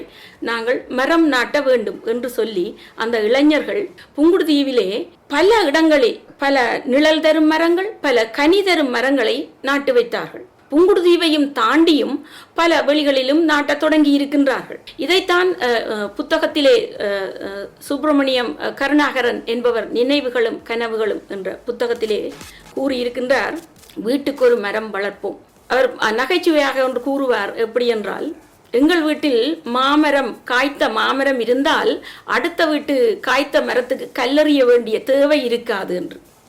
ஆகவே வீடுகளில் ஒவ்வொரு வீடுகளிலும் மரம் வளர்ப்போம், இந்த பசுமையை பேணுவோம் என்று கூறிக்கொள்ளும். நிச்சயமாக நாங்கள் உண்மையில் நிச்சயமாக அந்த விடயங்களோடு நாங்கள் ஒத்துப்போகின்றோம். நிச்சயமாக எங்களுடைய பிரதேசங்களில் இருக்கின்ற அந்த வெளிகளில் மரங்களை நாங்கள் கூடுதலாக நாட்டும் பொழுது அங்குள் மழைவளம் பெருகும். அந்த மழைவளம் பெருகும் பொழுது எங்களுடைய விவசாயம் கூட பெருகி செல்லும். உண்மையில் இந்த இன்றைய வரலாற்று தடந்தேடு நிகழ்ச்சி ஒரு முக்கிய நிகழ்ச்சியாகவே எங்களுக்கு இருக்கின்றது. ஏனெனில் ஒரு கிராமத்திலிருந்து அழைத்து அந்த நினைவுகளோடு நாங்கள் நகர்ந்து செல்வது மிகவும் சந்தோஷமாக இருக்கின்றது. தொடர்ந்து வரும் நிகழ்ச்சியில் கூட பல கிராமங்களைச் சேர்ந்தவர்கள் இதில் இணைந்து கொள்வார்கள் என்ற நம்பிக்கையோடு இந்த நிகழ்ச்சியை நாங்கள் நகர்த்தி செல்கின்றோம். நடசிலிங்கம் அவர்களும் சில கருத்துக்களை உள்வாங்கிக் கொண்டு நாங்கள் தொடர்ந்தும் சொதிகளாவியலோடு நாங்கள் இணைந்திருக்கலாம். வணக்கம் நடசிலிங்கம். வணக்கம் அகரன். நடசிலிங்கம், இந்த தருணத்தில் நாங்கள் ஒரு விடயத்தை நாங்கள் உள்வாங்க வேண்டும். உண்மையில் இந்த நீங்கள் அறிந்திருப்பீர்கள், உண்மையில் அந்த இலங்கை தீவு குமரிக்கண்டத்தின் எச்சமாகவும் அந்த அங்கிருந்து குமரிக்கண்டத்திலிருந்து தான் மொழிகள் உருவானதாகவும் தமிழ் மொழி கூட இங்கிருந்துதான் வேறு நாடுகளுக்கு பரவப்பட்டதாகவும் ஆய்வாளர்களின் கருத்தாக இருக்கின்றது. அது இன்று நிரூபணமாக்கப்பட்டுள்ளதாகவும் செய்திகள் வந்து கொண்டிருக்கின்றன. ஆய்வுகளின் மூலம் அது நிரூபணிக்கப்பட்டிருக்கின்றது. அந்த வகையில் உண்மையில் நீங்கள் இந்த தீவுகளை நாங்கள் பார்க்கும் பொழுது, அதாவது இந்த நைனா தீவு, புங்குடுதீவு போன்ற தீவுகள் உண்மையில் அந்த அழிவுக்கு, அதாவது கால்கோளின் அழிவுக்கு பிற்பாடு அந்த தீவுகளாக உருவாகி இருக்கும் என்று நாங்கள் நினைக்கின்றோம். ஆகவே அங்கு உண்மையில் அந்த தீவுகள் முன்பொரு காலத்தில் மிகவும் செழுமையான இடமாகவும் மிகவும் ஒரு செழிப்பு நிறைந்த இடமாகவும் இருந்திருக்கும். அங்கு கலை, கலாச்சாரம், பண்பாடுகள், மொழி வளம் என்பன பல அங்கு ஒரு செழுமை மிக்கவாகவே இருந்திருக்கும் என்று நாங்கள் நம்புகின்றோம். அதாவது இலங்கை தீவில் உள்ள அந்த வடக்கு கிழக்கு பிரதேசம், இலங்கை தீவு முழுமையாக நாங்கள் கூறிவிடலாம். இலங்கை தீவில் அது மொழிக்கலப்பு உள்ளாகப்பட்டது, அந்த வரலாறு கூட உங்களுக்கு தெரியும். நாங்கள் இங்கு ஒரு விடயத்தை நாங்கள் உற்று நோக்க வேண்டும். உண்மையில் இலங்கை தீவு என்பது உண்மையில் தமிழருக்கு சொந்தமான தீவு என்பதும் அது வரலாற்று ஆய்வாளர்களின் கருத்தாகவே இருக்கின்றது. இருந்தும் இன்று வடக்கு கிழக்கு பிரதேசத்தில் நாங்கள் எங்களுடைய வாழ்வியலையும் எங்களுடைய அடையாளத்தையும் பேணுவதற்கு நாங்கள் பல விடயங்களை நாங்கள் கதைத்திருக்கின்றோம். இன்று உங்களுக்கு தோன்றவில்லையா, அதாவது புங்குடுதீவில் உள்ள அந்த மக்கள் எவ்வளவு அந்த தீவில் தங்களுடைய பிரதேசத்தில் எவ்வளவு ஆசையும் அந்த அன்பும் பற்றும் பாசமும் கொண்டிருக்கின்றார்கள். இதுபோன்று பல கிராமங்களும் உருவாக வேண்டும் என்பது எங்களுடைய கருத்தாகவும் இருக்கின்றது. உங்களுடைய கருத்தாகவும் நிச்சயமா இருக்கும் என்று நினைக்கின்றேன். கூறுங்கள் உங்களுடைய கருத்தை. ஆமாம் அகரன், இந்த உலகிலே இருக்கின்ற சகல இனங்களையும் நாம் எடுத்து பார்க்கும் போது இவை ஏனைய ஒரு சில இனங்கள் தான் தங்களுடைய இனத்தினுடைய அந்த கொள்கை வகுப்பாளர்கள் என்று சொல்கின்ற ஒரு அமைப்பு இல்லாமல் இருக்கின்ற ஒரு சில இனங்கள் தான் இருக்கின்றன. அதிலே கல் தோன்றி மண் தோன்றா காலத்தே முன் தோன்றிய மூத்த குடி என்று சொல்லிக் கொள்கின்ற நாமும் எம்மை நாம் யாரென்று அறிமுகப்படுத்துவதற்கும் அப்பால் எம்மை யாரென்று நாம் இனம் காண்பதற்கும் அடுத்ததாக நாம் செய்கின்ற வேலைகள் சரியா, போகின்ற வழி சரியா, அரசியல் தொடக்கம் அபிவிருத்தி வரைக்கும், கல்வி தொடக்கம் விஞ்ஞானம் வரைக்கும் செய்கின்ற அனைத்தையும் தீர்மானிக்கின்றதுக்கு எமக்கென்ற ஒரு சரியான வழிநடத்தல் கொள்கை வகுப்பு செயற்பாட்டு களம் இல்லை என்பது என்னுடைய ஒரு மிக பெரும் ஆதங்கம். அந்த விதத்திலே அதை எவ்வாறு சொல்லலாம் என்று சொன்னால், தனி நபர்கள் அல்லது ஒரு சில சிறு சிறு நிறுவனங்கள் தங்களுடைய எல்லைக்குள் இவற்றை செய்து கொண்டிருக்கின்றன. இருந்தாலும் இதனை பரந்துபட்ட ரீதியில் ஒரு முடிவு, சேர்த்திட்ட முடிவு, ஒரு எல்லைக்கு வரும் ஒரு கருத்துருவாக்கத்தை பார்த்து அதனுடைய எல்லை எதுவும் அது வரைக்கும் செய்து முடிப்பதற்கு இதுவரைக்கும் இல்லை. ஆனால் இந்த ஏனைய இனங்களை பொறுத்தவரையில் நாம் பார்க்கின்ற போது, அதாவது இப்போது ஆட்சி அமைப்பு, தங்களுக்கென்ற சொந்த ஆட்சி போன்றவற்றை வைத்திருக்கின்ற இனங்கள் அவ்வாறு செய்ய முடியாத ஒரு துப்பாக்கிய நிலைக்குள் இருக்கின்றன. ஏன் என்று சொன்னால், ஒவ்வொரு இனமும், அதாவது அபிவிருத்தியின் உச்ச எல்லையை தொட்டுவிட்ட ஒவ்வொரு இனங்களும் தங்களுடைய தோற்றுவாயை கிளறும் போது, தோற்றுவாயை தேடி ஓடும் போது இன்னும் ஒரு இனத்தினுடைய தோற்றுவாய்க்குள்ளால் தான் அவர்கள் போக வேண்டிய நிலைமை இருக்கின்றது. உதாரணத்துக்கு ஆங்கில மொழி பேசுகின்றவர்கள், ஆங்கில மொழியை தாய்மொழியாய் கொண்டவர்கள் தங்களுடைய தோற்றுவாயை தேடுவதாக இருந்தால் லத்தீன் மொழி தோற்றுவாய்க்குள் செல்ல வேண்டிய தேவை இருக்கின்றது. அவ்வாறுதான் இந்த ஐரோப்பிய மொழிகள், அமெரிக்க, ஐரோப்பிய, ஆஸ்திரேலிய மொழிகளை கொண்டவர்கள் இந்த லத்தீன் மொழியினுடைய தோற்றுவாயை தேட வேண்டிய நிலைக்குள் உள்ளாகிறார்கள். இந்த லத்தீன் மொழியை இல்லாது ஒழிக்க வேண்டும் என்பதில் இவர்கள் உறுதியாக இருக்கின்றார்கள். ஆனா அதற்கு என்ன காரணம் என்று சொன்னால், அதாவது ஒரு இனத்தினுடைய தோற்றுவாயை தேடும் பொழுது அங்கே அவர்களுடைய இலக்கியம், அங்கே இலக்கியத்துக்குள் தேடல் உண்டாகின்றது. அந்த இலக்கியத்துக்குள் தேடல் உண்டாகும் பொழுது, இலக்கியம், மதம் போன்றவற்றிற்குள் தேடலை மேற்கொள்ளும் பொழுது அங்கே அந்த லத்தீன் மொழிக்குள் செல்கின்றது. லத்தீன் மொழிக்குள் செல்லும் பொழுது அங்கே ஏதோ ஒன்று அவர்கள் எங்கு ஒன்றில் இடறுபடுகிறார்கள், தடக்குகின்றார்கள். அது என்னவென்று நாம் எமது அறிவு கட்டிய வகையில் நாம் ஆராயும் பொழுது அங்கே தமிழ் மொழி அங்கே இரண்டரை கலந்திருக்கின்றது, லத்தீன் மொழிக்கும் தோற்றுவாயாக தமிழ் இருந்திருக்கின்றது என்பதுதான் உண்மை. அந்த வகையிலே நாம் எம்மை அறியாமலே ஒரு மிக பெரும் அதல பாதாளத்தை நோக்கி நாங்கள் சென்று கொண்டிருக்கின்றோம் எமது இனம் என்கின்ற ஒரு ஆதங்கம் என்னில் இருக்கின்றது. அது காரணம் என்னவென்று சொன்னால், நாம் எமது தோற்றுவாயை தேடுவதிலோ எமது வரலாற்று பின்னணியை தேடுவதிலோ நாம் தனிநபர்களாகத்தான் இருக்கின்றோமே ஒழிய அதற்குரிய நிறுவனமயப்படுத்தப்பட்ட ஆராய்ச்சிகளை உட்படுத்துகின்ற ஒரு சரியான செயற்திட்ட தளம் இல்லை என்பது என்னுடைய மிகப்பெரிய ஆதங்கம். அதனை ஏற்படுத்தக்கூடாது, அப்படி ஒன்று ஏற்பட்டுவிடக் கூடாது என்பதில் உலக நாடுகள் அத்தனையும் இருக்கின்றன. அதில் மிக அவதானமாக நாம் இருக்க வேண்டும். நீங்கள் எங்கே எந்த ஒரு விடயத்தை நாம் தேடி பார்த்தாலும் உலக நாடுகள் ஏனைய இனங்கள் நம்மை அடிமைப்படுத்துவதில் மிக அவதானமாக இருக்கின்றது. நாம் இந்த உலக நாடுகள் எல்லாம் சென்று நாம் அப்படியே கரைந்து விட வேண்டும் என்பதில் அவர்கள் உறுதியாக இருக்கின்றார்கள். ஆம், எதற்காக நான் இதனை குறிப்பிடுகின்றேன் என்று சொன்னால், நாம் எமது இருப்பு, எமது மொழி, எமது நிலம், எமது கலாச்சாரம், எமது பொருளாதார வளம், இந்த விடயங்களில் நாம் உறுதியாக இந்த விடயங்களை நாம் தெரிந்து கொள்ளாமல் இருப்போமா இருந்தால் கால வெள்ளத்தில் நாம் அழிந்து போய்விடுவோம். நாம் இல்லாது நமது இனம், நமது மொழி, நமது பூர்வீகம் இல்லாமல் சென்றுவிடும் என்பதில் எந்த மாற்று கருத்தும் இல்லை. இதனைத்தான் பொருளியல் அறிஞர்களும் வரலாற்று ஆய்வாளர்களும் இதனைத்தான் கூறிக்கொண்டிருக்கின்றார்கள். ஆம், நாமும் அரசியல் தொடக்கம் அபிவிருத்தி வரைக்கும், கல்வி தொடக்கம் சமூக வளர்ச்சி வரைக்கும் நாம் விவாதித்துக் கொண்டிருக்கின்றோம். ஒவ்வொருவரும் இதற்குரிய சரியான அடித்தளத்தை, அதற்குரிய செயற்பாட்டு தளத்தை நாம் இன்னும் உருவாக்கவில்லை என்பதனை நான் மிகவும் ஆதங்கத்துடன் தெரிவித்துக் கொள்ள விரும்புகின்றேன். கூறுங்கள், நீங்கள் இந்த நிகழ்ச்சியில் இணைந்து கொண்டிருக்கிறீர்களா? இந்த நிகழ்ச்சியை பற்றிய கருத்துக்களை கூற போகிறீர்களா? நிகழ்ச்சியிலிருந்து ரொம்ப சந்தோஷம். நீங்கள் அதாவது நாங்கள் இன்று ஒரு எங்களுடைய ஈழதேசத்தில், அதாவது இலங்கை தீவில் உள்ள ஒரு கிராமத்தில் இருந்து அந்த கிராமத்தில் அந்த பழைய நினைவுகளை சுமந்து வரும் ஒரு விடயமாக இந்த நிகழ்ச்சி நகர்ந்து செல்கின்றது. உங்களுக்கு ஏதாவது கருத்து இருந்தால் கூறுங்கள். நீங்கள் எந்த ஊரை, எந்த இடத்தை சேர்ந்தவர்கள் என்றதை பற்றி கூறிக்கொள்ளலாம். நான் புத்தளத்துல இருந்து, ஸ்ரீலங்கா புத்தளத்துல இருந்து இஸ்மாயில் ஃப்ரம் என்ற ஒரு வில்லேஜில இருந்து பேசுறேன். நிச்சயம், நல்ல நன்றி. நாங்கள் ஒவ்வொரு இலங்கை தீவில் இருக்கின்ற கிராமங்களில், அந்த கிராமங்களில் உள்ள மக்களுடைய அந்த மண்ணில் அவர்கள் வாழ்ந்த வாழ்க்கை, அவர்களுடைய அந்த இன்பமான விடயங்கள், அந்த போன்ற பல விடயங்களை நாங்கள் இங்கு பகிர்ந்து கொண்டிருக்கின்றோம். உங்களுக்கு ஏதாவது உங்களுடைய கிராமத்தில் ஏதாவது உங்களுடைய சந்தோஷமான, அதாவது மறக்க முடியாத விடயம் இருந்தால் விரைவாக குறுகிய நேரத்தில் கூறலாம். நன்றி, நீங்கள் இணைந்து கொண்டதற்கு. இந்த நிகழ்ச்சியை நீங்கள் கேட்டுக்கொண்டிருங்கள். தொடர்ந்து உங்களுக்கும் அது உங்களுடைய கிராமத்தை பற்றிய பற்றும் அந்த ஆர்வமும் வரும் என்று நினைக்கின்றேன். நன்றி, இணைந்து கொண்டமைக்கு. Thank you so much.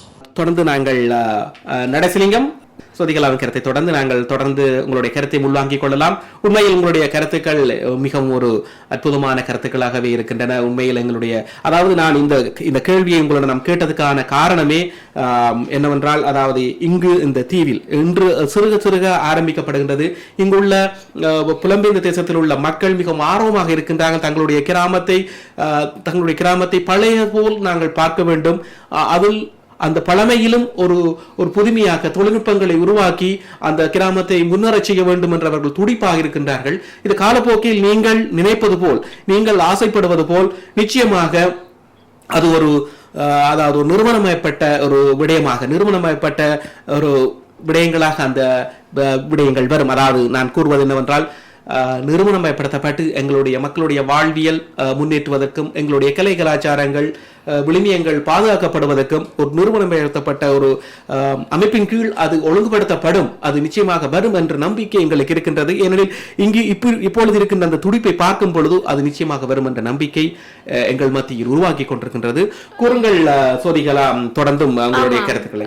ஆமாம், எல்லோரும் நினைக்கின்றார்கள் இப்பொழுதுள்ள யங்ஸ்டர்ஸ், அதாவது இளையோர்கள், ஃபேஸ்புக், ட்விட்டர், இன்ஸ்டாகிராம், வாட்ஸ்அப்பில் தான் இப்படித்தான் பொழுதை கழித்து கொண்டிருக்கிறார்கள். இவர்கள் சினிமா அப்படித்தான் பொழுதை கழித்து கொண்டிருக்கிறார்கள் என்றுதான் பலர் நினைத்து கொண்டிருக்கிறார்கள். ஆனால் என்னை பொறுத்த மட்டில் இன்றைய இளையோர் தொலைநோக்கு பார்வையுடையவர்களாகவே இருக்கின்றார்கள். உதாரணத்துக்கு சொல்ல போனால் புங்குடுதீவு கிராமத்தை எடுத்துக்கொண்டால் அங்கு சூலகம் என்று ஒரு அமைப்பை ஏற்படுத்தி கொண்டு அவர்கள் எத்தனையோ நூற்றுக்கணக்கான மரங்களை இதுவரையில் நட்டுவிட்டார்கள். அதனை செய்பவர்கள் இளையோர்கள். முதியோர்கள் வழிகாட்டி இருக்கலாம். ஒரு புங்குடுதீவை சேர்ந்த திருநாவுக்கரசு என்பவர் மரங்களை நட்டிருக்கின்றார். அவருடைய உந்துதலால் தான் இவர்கள் தொடங்கினார்கள் என்றாலும் கூட இவர்கள் தங்கள் படிப்புகளோடு தங்கள் பொழுதுபோக்குகளோடு சேர்த்து அது மட்டுமல்லாமல் தொலைநோக்கு பார்வையோடு புங்குடுதீவு கிராமத்தையும் அதை அண்டியுள்ள ஏனைய கிராமங்களையும் பசுமைப்படுத்த வேண்டும் என்று சொல்லி பல நூற்றுக்கணக்கான மரங்களை நட்டு கொண்டிருக்கிறார்கள். இன்று வரைக்கும் செய்து கொண்டிருக்கிறார்கள். அங்கே புங்குடுதீவிலே பல கேணிகள் தூர்வாரப்பட்டு ஆழப்படுத்தப்பட்டு மழை நீரை தேக்கி வைக்கக்கூடியதாக அங்கே அமைத்து கொண்டிருக்கிறார்கள். அங்கே ஊரிலேயே மழை நீரை எங்கேயும் கடலுக்கு ஓடிவிடாமல் மழை நீரை தேக்கி அதனை பயிர் செய்கைகளுக்கோ ஆடு மாடு தேவைகளுக்கோ கால்நடைகள் குடித்து செல்வதற்கோ அப்படியான தேவைகளுக்காக தூர்வாரி கொண்டும் அமைத்து கொண்டும் இருக்கிறார்கள். இதை செய்பவர்கள் இளைஞர் தான். பெரியவர்கள் இன்றைக்கு ஒரு இளைஞன் செய்ய போற ஒரு மரத்தை நடுகிறான் என்று சொன்னால் அந்த மரத்தில் நிழலில் அவன் நிலைப்பாற முடியாது. அந்த மரத்தின் கனிகளை அவன் சாப்பிட முடியாது. உண்மைதான். ஏனென்று சொன்னால் அது வளர்ந்து வர ஒரு 12-20 வருடங்கள் செல்லும். ஆனால் தன்னில் நலத்தையும் கருதாமல் பிறர் நலம் கருதி இத்தகைய செயல்களை இளையோர்கள் புங்குடுதீவு கிராமத்திலே செய்து கொண்டிருக்கின்றார். நிச்சயமாக அது ஒரு நல்ல விடயம்தான் என்று அது புங்குடுதீவு கிராமம் மட்டுமல்லாது மேல் வடக்கு கிழக்கு பிரதேசங்களில் பல கிராமங்களில் இவ்வாறான எழுச்சி ஏற்பட்டு கொண்டிருக்கின்றது. அந்த விடயங்கள் ஊடகங்களுக்கூடாக வெளிவராமல் இருந்தாலும் நாங்கள் அறிந்த மட்டில் எங்களுடைய ஊடகவியல் தொடர்புகள் ஊடாக நாங்கள் கிடைத்த தரவுகளின்படி பல இடங்களில் பல பிரதேசங்களில், அதாவது நீங்கள் உங்களுக்கு தெரியும் நினைக்கின்றேன், அதாவது தெல்லிப்பளை, மாவட்டபுரம் என்ற போன்ற பல விடயங்கள் ஒன்று இராணுவ கட்டுப்பாட்டு பிரதேசத்தில், அதாவது உயர் பாதுகாப்பு வலயம் என்ற பிரதேசங்கள் என்று சொல்லப்பட்டு இராணுவத்தின் கட்டுப்பாட்டில் மக்களை அங்கு செல்ல விடாமல் அங்கு தடுத்து வைக்கப்பட்டது. இன்று அங்கு மக்கள் செல்லக்கூடியதாக இருக்கின்றது. ஆனால் எல்லா இடமும் அல்ல.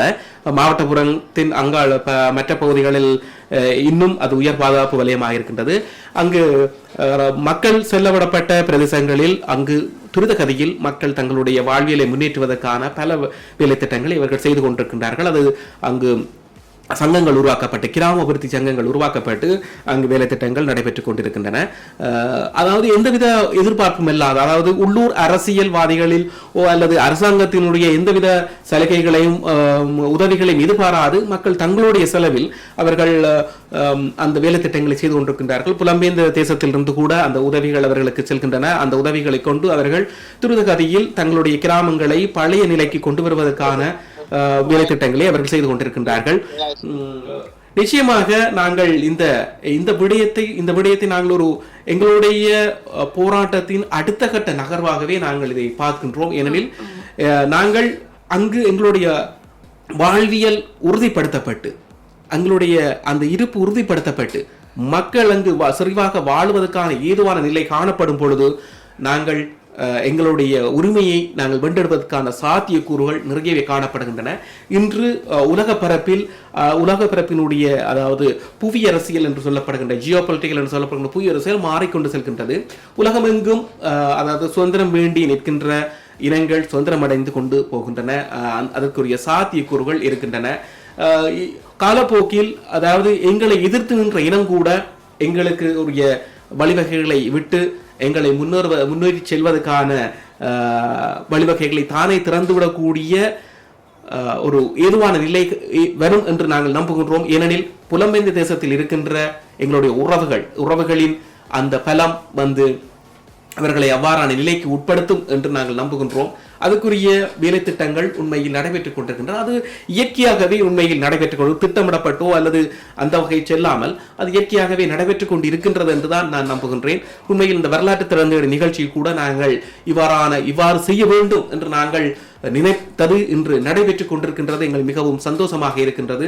இந்த இந்த இது கூட ஒரு உதாரணமாக நாங்கள் சொல்லிக் கொள்ளலாம். அதாவது புங்குடுதீவு மக்கள் இன்றைய இந்த இவ்வாறு அங்கு தங்களுடைய அந்த பிரதேசத்தை பசுமையான பிரதேசமாக மாற்ற வேண்டும் என்று அவர்கள் துடிப்பாக இருக்கின்றது. எங்களுக்கு மிகவும் சந்தோஷமாக இருக்கின்றது. நிச்சயமாக இது நடைமுறையில் சாத்தியமாக வந்து எங்களுடைய மக்களின் வாழ்வியல் முன்னேறும் என்று நாங்கள் நம்புகின்றோம். அந்த புங்குடுதீவின் அந்த மண்ணின் வாசனை சுமந்து வரும் இன்னொரு பாடலோடு நாங்கள் இணைந்து தொடர்ந்தும் நாங்கள் 8 மணி வரை இந்த நிகழ்ச்சியை நகர்த்தி செல்லலாம். நடேசலிங்கம் அவர் கூட தன்னுடைய கருத்துக்களை அவர் எங்களுக்கு பதிவு செய்வார் என்று நினைக்கின்றேன். தொடர்ந்தும் அந்த நினைவலைகளோடு இந்த நிகழ்ச்சி நகர்ந்து செல்லும் 8 மணி வரை நேர்களில் இணைந்து இந்த நிகழ்ச்சியோடு உங்களுடைய பங்களிப்பையும் தர வேண்டும் என்று நாங்கள் எதிர்பார்க்கின்றோம். இணைப்பில் காத்திருக்கிறேன். வணக்கம். உங்களுடைய கருத்துக்களையும் நாங்கள் உள்வாங்கிக் கொள்ளலாம். கூறுங்கள் உங்களுடைய கருத்துக்கள் அதாவது எங்களுடைய தாயகம் சார்ந்து, அதாவது எங்களுடைய மக்களுடைய வாழ்வியலை முன்னேற்றுவதற்கான விடயங்களை எங்கள் காற்றலைகளில் பகிர்ந்து கொள்ளலாம். புங்குடுதீவு மக்களை நீங்கள் உதாரணமாக கொள்ளலாம். அவர்கள் இன்று அது உண்மையில் அந்த தீவு பகுதி என்பது மிகவும் ஒரு கஷ்டம் நிறைந்த பிரதேசம். அதாவது அங்கு உவர் நீர் இருக்கின்றன, நீர் பிரச்சனை, நீர் பற்றாக்குறை. இவ்வாறு இருந்தும் அவர்கள் தங்களுடைய அந்த பிரதேசத்தை பசுமையான பிரதேசமாக மாற்றுவதற்காக அங்கு ஒரு அமைப்பு கூட உருவாக்கி அங்கு மரநடுக்கைகளிலும் அதாவது குளங்களில் நீரை சேகரிப்பதற்கான வேலை திட்டங்களிலும் ஈடுபட்டுக் கொண்டிருக்கின்றார்கள். இது பற்றி உங்களுடைய கருத்தை கூறுங்கள். அதாவது என்னன்னு சொன்ன, இப்ப புங்குடுதீவு மக்கள் நிச்சயமாக ஒரு உதாரணம். அதாவது இப்படி எமது தமிழ் கிராமங்களில், அதாவது தமிழ் பேசும் மக்கள் வாழுகின்ற கிராமங்கள் எல்லோருமே எல்லா கிராமங்களுமே புங்குடுதீவு மக்களை முன்னுதாரணமாக கொண்டு நிறைய வேலை திட்டங்களை முன்னெடுக்க வேண்டும். அதாவது இங்கே ஐரோப்பாவிலும் பார்த்தீர்களானால் புங்குடுதீவு மக்கள் மிகவும் ஒற்றுமையாக, அதாவது ஒரு வேலைத்தலமாகட்டும் அல்லது ஒரு வேலையாகட்டும் அல்லது என்ன விதமாக இருந்தாலும் அவர்கள் தங்களுக்குள்ளே மிகவும் ஒற்றுமையோடு செயற்பட்டு, அதே போன்று அவர்கள் அங்கேயும் எமது தாய பிரதேசத்திலும் இப்பொழுது இப்படியான வேலை திட்டங்களை முன்னெடுத்திருக்கிறார்கள் என்றால் மிகவும் பாராட்டத்தக்க விடயம். நாங்கள் அடுத்த கிராமங்களில் வாழுகின்ற அனைத்து மக்களுமே இதை ஒரு உதாரணமாக கொண்டு நாங்கள் நிச்சயமாக எமது கிராமங்களுக்கும் இப்படியான பசுமையான மரங்கள் நாட்டுதல், அதாவது விவசாயத்தை ஊக்குவித்தல், இப்படியான செயற்பாடுகளை மேற்கொண்டு கிராமங்களை இப்ப நீங்க பாத்தீங்கன்னா யாழ்ப்பாணத்துல நாங்க கேள்விப்படுறோம், நாங்க பார்க்க இல்லை இருந்தாலும் கேள்விப்படுறோம். அங்க மஹிந்த ராஜபக்ச காலத்திலே இராணுவத்தினர் தான் விவசாயத்தை செய்து கொண்டிருக்கிறார்கள், வியாபாரத்தை செய்து கொண்டிருக்கிறார்கள், அதை விற்பனை செய்வதும் சரி இராணுவத்தினராகத்தான் இருக்கிறார்கள். மிகவும் பாதிப்பு ஏற்படுத்தக்கூடிய இப்படியான, அதாவது அவர்களுக்கு நன்கு தெரியும் தமிழ் மக்கள் பொருளாதாரத்தை ஈட்டுவதிலும் கல்வியிலும் பொருளாதாரத்திலும் மிகவும் முன்னேற்றமான ஒரு இனமாக இருப்பது அவர்களுக்கு வடிவாக தெரியும். அதை அந்த பொருளாதாரத்தை, இப்ப தமிழ் மக்கள்ல கூடுதலான மக்கள் வெளிநாடுகள் இருப்பதால் பணப்புழக்கம் வடகிழக்கு பகுதிகளிலே அதிகமாக இருப்பதனால் அந்த பணத்தையும் தங்களுக்குள் கொண்டு சேர்க்க வேண்டும். சிங்களவர்களுக்கு தான் அந்த பணமும் வந்து சேர வேண்டும். தமிழர்களுக்கு போய் சேருமானால் அவர்கள் பொருளாதாரத்தில் முன்னேறிவிட்டால் தங்களை திரும்பி பார்க்க மாட்டார்கள். இதையெல்லாம் நாங்கள் இந்த புங்குடுதீவு மக்களை முன்னுதாரணமாக கொண்டு நாங்கள் மீண்டும் எமது பொருளாதாரத்தையும் எமது விவசாயம் இதுகளை கட்டி எழுப்புவதற்கு நாங்கள் நிச்சயமாக பாடுபட வேண்டும். நாங்கள் இப்பொழுது வெளிநாட்டு முகங்கள் என்று சொல்லப்படுகின்ற அந்த இதுகளிலே நிறைய பேர் அங்கே உள்ளாக்கள் சோம்பேறிகளாகவே இருக்கிறார்களாம். வெளிநாட்டுல வந்து காசு போகுது, அதை எடுத்து சாப்பிட்டு பக்கத்து வீட்டை போறதுக்கு ஓட்டோவும் பிடிச்சோண்டு அப்படி சோம்பேறிகளாக இருக்கிறார்களாம். நகர நாகரீகம் தமிழர்களிடம்தான் கிறிஸ்துவுக்கு 17,000 ஆண்டுகளுக்கு முன்னர் தமிழர்களால் தான் ஏற்படுத்தப்பட்டிருக்க, தமிழர்கள் மத்தியிலே இருந்திருக்கிறது. ஆகவே இந்த நாகரீகம், நகர வாழ்க்கை, இப்படியான இதுகள் எல்லாமே தமிழர்களுக்கு பின்னர் தான் ஐரோப்பியர்களுக்கே வந்திருக்கிறது. நாங்களே நாகரீகத்தையும் பொருளாதாரத்தையும் இந்த இதுகளையும் தேடி ஓட வேண்டும். நாங்களே தான் உதாரணம், நாங்கள் தான் வழிகாட்டிகளாக இருந்திருக்கிறோம். ஆகவே இதை நாங்கள் எமது நாடுகளிலே எமது பிரதேசத்திலே நாங்கள் மீண்டும் கட்டியெழுப்ப வேண்டும். மீண்டும் தமிழர்கள் தலை நிமிர்ந்து நடக்க வேண்டும். நிச்சயமாக உண்மையில் நாங்கள் அந்த விடயங்களோடு ஒத்துப்போகின்றோம். நிச்சயமாக நாங்கள் இந்த விடயங்களை நாங்கள் முன்னகர்த்தி செல்ல வேண்டும். தாயக நினைவுகளை சுமந்து வரும் ஒரு பாடலோடு தொடர்ந்தும் நாங்கள் உரையாடலில் தொடர்ந்து கொள்ளலாம்.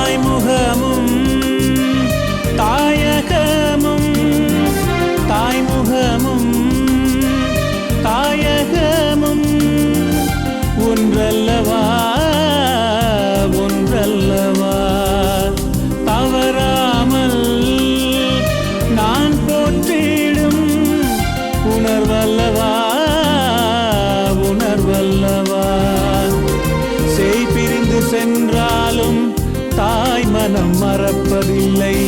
சீராட்டி தாலாட்டும் சிரத்தைக்கு நிகரும் இல்லை. அன்பென்னும் கவிதை என்னை அல்லவா, அன்பென்னும் கவிதை என்னை அல்லவா.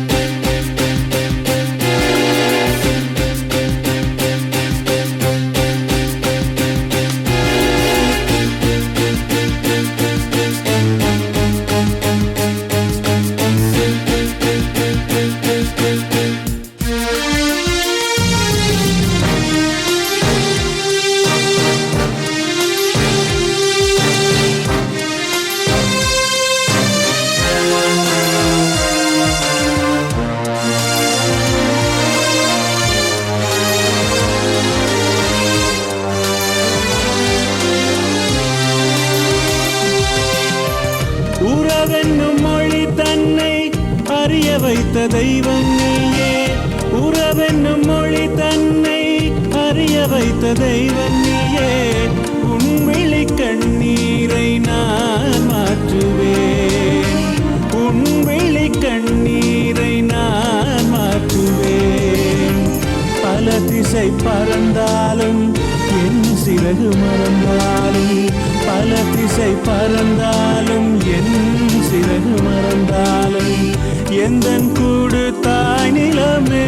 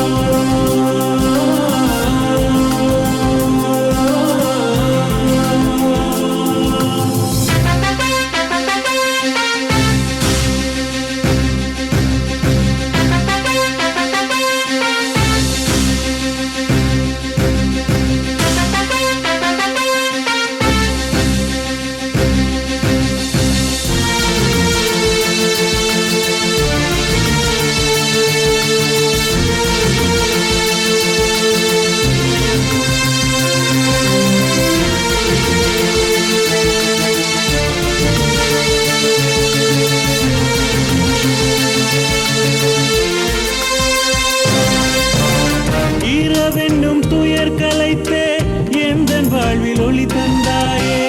இரவென்னும் துயர் கலைத்தே எந்தன் வாழ்வில் ஒளி தந்தாயே. என் பாதை மாறினாலும் உன் பாதம் போற்றுவேன், என் பாதை மாறினாலும் உன் பாதம் போற்றுவேன். ஒரு கணம் சிரித்தாலும் மறு கணம் அழுதாலும், ஒரு கணம் சிரி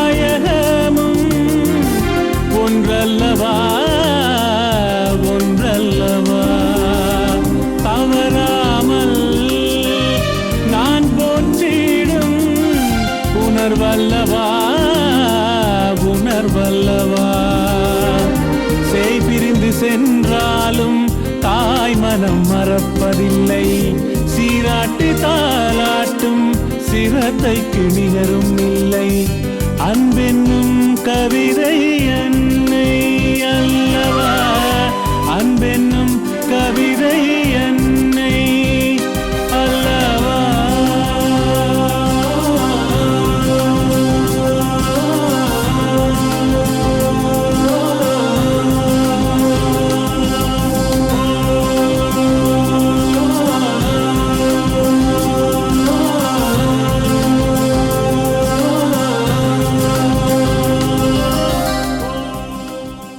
நேயர்கள் வரலாற்று தடந்தேடி நிகழ்ச்சியோடு இணைந்திருக்கிறீர்கள். இன்றைய வரலாற்று தடந்தேடி நிகழ்ச்சியில் நாங்கள் தாயக பகுதியில் புங்குடுதி பிரதேசத்திலிருந்து நாங்கள் சோதிகள் அவர்களை அழைத்து அங்குள்ள அவருடைய அந்த நினைவுகளை நாங்கள் சுமந்து இந்த வரலாற்று தடந்தேடி நிகழ்ச்சியை நகர்த்தி செல்கின்றோம். நடசலிங்கம் இணைப்பில் காத்திருக்கின்றார். நாங்கள் நடசலிங்கம் நாங்கள் கேட்கின்ற கேள்வியாக என்று என்னவென்றால், உண்மையில் நீங்கள் ஒரு பொறியியலாளர், நீர் பற்றிய முகாமைத்துவத்தை நீங்கள் ஒரு பொறியியலாக இருந்திருக்கிறீர்கள். அதாவது நீங்கள் ஐக்கிய நாடுகள் சபையில் அந்த செயற்திட்ட பொறுப்பாளராக அந்த இருந்திருக்கிறீர்கள். கூறுங்கள், உண்மையில் நாங்கள் இந்த நீர் பற்றிய விடயங்கள் பல வார காலமாக நாங்கள் இங்கு ஆய்வுக்கு உட்படுத்தியிருந்தோம். அதாவது யாழ்குடா நாட்டில் நீர்நிலைகள் மாசு அடைவதற்கான சாத்தியக்கூறுகள் நிறையவே இருக்கின்றன, வெற்றி போகின்ற நிலை கூட இருக்கின்றன, உவர்த்தன்மையாகின்ற நிலவை கூட அங்கு இருக்கின்றன. ஆனால் தீவு பகுதியில் உண்மையில் அது உவராகவே அங்கு இருக்கின்றது. இந்த நிலைமையை மாற்றுவதற்கு, அதாவது தீவு பகுதியில் உள்ள குடிநீர் பிரச்சனை மற்றும் அங்குள்ள விவசாய பிரச்சனையை மாற்றுவதற்கு இவ்வாறான வேலை திட்டங்களை நகர்த்தலாம் என்று உங்களுடைய கருத்தை நீங்கள் கூற நாங்கள் ஆவலாக இருக்கின்றோம். கூறுங்கள் நடேசலிங்கம். ஆமாம், இந்த யாழ்குடா நாட்டிற்குரிய நீர்வளங்கள் திட்டம் என்று ஆரம்பித்த அது இன்றல்ல, நேற்றல்ல, நாளையல்ல என்று ஒரு நாள் நீர் வளங்கள் என்பது நிலத்தடி நீரை தவிர்த்து இந்த மேல்பரப்பு நீர், அதாவது சர்ஃபஸ் வாட்டர் என்கின்ற, அதாவது மழை நீரோ அல்லது குளத்து நீரில் இருந்து முதலில் இருந்து நீர் வழங்க வேண்டிய ஒரு கடப்பாடு என்றோ ஒரு நாள் நிச்சயம் உருவாகும். இதுதான் அந்த அபிவிருத்தியினுடைய அடுத்த கட்ட இந்த இறுதி நடவடிக்கை என்று சொல்லலாம். அதாவது இந்த சர்ஃபஸ் வாட்டர், அதாவது மேற்பரப்பு நீர் வளங்கள் திட்டம் என்று ஒரு நாள் ஒரு பிரதேசத்துக்கு வந்து தீரும். அந்த நிலைமை வரும். நிலக்கல் நீரை பயன்படுத்துவதை தவிர்க்கப்படும். அதுதான் இறுதி தீர்வாக இருக்கும். அது எந்த நாட்டை எடுத்தாலும் சரிதான், எந்த இடத்தை எடுத்தாலும் சரி. இந்த வகையிலே யாழ்குடா நாட்டை பொறுத்தவரை இதுவரை காலமும் நிலத்தடி நீர் பிரயோகம் இருந்து வந்திருக்கிறது. அதுக்குரிய வரப்பிரசாதமாக அந்த யாழ்குடா நாட்டினுடைய நிலத்தடி அமைப்பு, இந்த நில அமைப்பு, அங்குடைய ரொக், அந்த கல் மற்றும் மண்ணினுடைய அமைவு அதுக்குரிய சாதகமாக இருந்திருக்கின்றது. ஆனால் காலப்போக்கிலே அது மாற்றம் அடையும். காரணம் என்னவென்று சொன்னால், சனத்தொகையும் அபிவிருத்தியும் பெருக நீரினுடைய இன்டேக், உள்வாங்கல், நுகர்வு கூடும். அந்த கூடும் பொழுது நிலத்தடி நீரை உறிஞ்சும் தன்மையும், அதேவேளை நிலத்தடி நீர் மாசுபடுதலும் நிச்சயம் நிகழ்ந்து கொண்டே இருக்கும். ஆனால் அதற்காக நிலத்தடி நீர் மாசுபட்டு விடும் என்பதல்ல, அதற்காக நாங்கள் அதனை பாவிக்க கூடாது என்பதல்ல. நிலத்தடி நீர் மாசுபடக்கூடாது. அதற்குரிய மாற்று திட்டங்களை, அதற்குரிய தொழில்நுட்ப பிரயோகங்களை நாம் செயற்படுத்த வேண்டும். அதனை இந்த துறைசார் வல்லுநர்கள் மற்றும் புத்திஜீவிகள் அதனை கண்ணும் கருத்துமாக அவதானிக்க வேண்டும் என்பது ஒரு மிக முக்கியமான ஒரு தேவைப்பாடு. ஆமாம், இந்த தீவகங்களுடைய நீர் தராதரத்தை பேணுதலும் நீரின் அளவை, வளத்தை பெருக்கிக் கொள்வதற்கு உரிய ஒரு ஆய்வாக இந்த சர்ஃபஸ், எங்கிருந்தோ சர்ஃபஸ் வாட்டர் நிச்சயமாக அந்த தீவகங்களுக்கும் வழங்கப்பட வேண்டிய தேவைப்பாடு, ஒரு கடப்பாடு இருக்கின்றது. அது மட்டுமல்லாமல் அங்கிருக்கின்ற நிலத்தடி நீரை உள்வாங்குதல், அதாவது நுகர்தலை தவிர்த்து அந்த நிலத்தடி நீர் தாவரங்களுக்கும் நிலக்கீழ் வாழ் ஜீவராசிகள், நிலத்தின் கீழ்வாழ் ஜீவராசிகள் மற்றும் அங்குள்ள அந்த தாவர உயிரியல் சாகியங்களுக்கும் தேவையாக அந்த நீர் இருக்கின்றது. ஆகவே அதனை மாசுபடுத்தாமல் அதனை பாதுகாக்க வேண்டிய தேவை இருக்கின்றது. அதற்காக இந்த மழை நீரை சேமித்து வைத்திருக்கின்ற சோதிகள் அக்கா குறிப்பிட்டது போன்று இந்த கேணிகள், அங்கிருக்கிற குட்டைகள், குளங்களை தூர்வாரப்பட்டு அவற்றை மிக அவதானமாக பாதுகாக்க வேண்டிய, பராமரிக்கப்பட வேண்டிய தேவைப்பாடு இருக்கின்றது. அவை மட்டுமல்லாமல் இந்த மழைநீர் கூரையில், அதாவது வீட்டு கூரையில் விழுகின்ற மழை நீரை சேமித்து வைப்பதற்கு இலகுவான சில வழிமுறைகள் இருக்கின்றன. அதாவது ஒவ்வொரு வீட்டு கூரைக்கும் தாழ்வாரங்களில்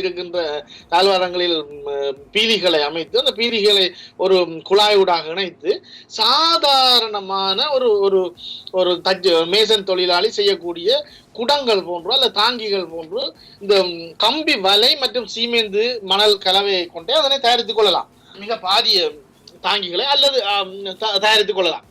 அந்த விதத்திலே மிக உறுதியாக நீண்ட நாட்கள் நிலைத்து நிற்கக்கூடிய அவ்வாறான தாங்கிகளை நிலத்தின் கீழ் பதித்தோ அல்லது நிலத்தின் சற்று உயரத்தில் பாதுகாப்பாக வெப்பம் போன்றவற்றின் தாக்கங்கள் அரிதாக உள்ள விதமாக தொழில்நுட்பங்கள் ஊடாக அவை பற்றிய தொழில்நுட்ப அறிவு, தொழில்நுட்ப ஆலோசனை தேவை என்றால் என்னை தொடர்பு கொள்ளலாம். நீங்கள் வெற்றி வாங்கி அல்லது என்ன தொலைபேசி ஊடாக்கம் ஊடாக அல்லது எனது தொலைநகல் ஊடாக நீங்கள் தொடர்பு கொள்ளலாம். நான் அதை தருவதற்கு தயாராக இருக்கும். அவ்வாறு தயாரித்துக் கொள்வதன் ஊடாக இந்த வீணாக போகின்ற நீரில் எமக்கு கிடைக்கின்ற அந்த மழை நீர் தான் எமக்கு இருக்கிற வளம், இப்போது இருக்கின்ற வளம். அந்த மழை நீரிலே ஒரு துளி கூட வீணாக போகாமல் நாம் அவற்றை சேமித்துக் கொள்ளலாம். அவை மட்டுமல்லாமல் குளங்கள், குட்டைகள், அவை மட்டும் மிக முக்கியமாக இந்த தாவர இந்த மரங்களை வளர்த்தல் மிக மிக முக்கியமானது. ஏனென்று சொன்னால் இந்த நிலம் தரிசு நிலமாக இருக்கும் போது நீர் ஆவியாதல் அதிகமாக இருக்கும். ஆகவே தாவரங்களை வளர்ப்பதன் ஊடாக மழை வீழ்ச்சி அங்கே கிடைக்கிறது மட்டுமல்லாமல் நிலக்கல் நீர் ஆவியாகி போய் வெளியேறுவது என்ற அளவு குறைவாக இருக்கும் என்பது ஒரு உண்மை.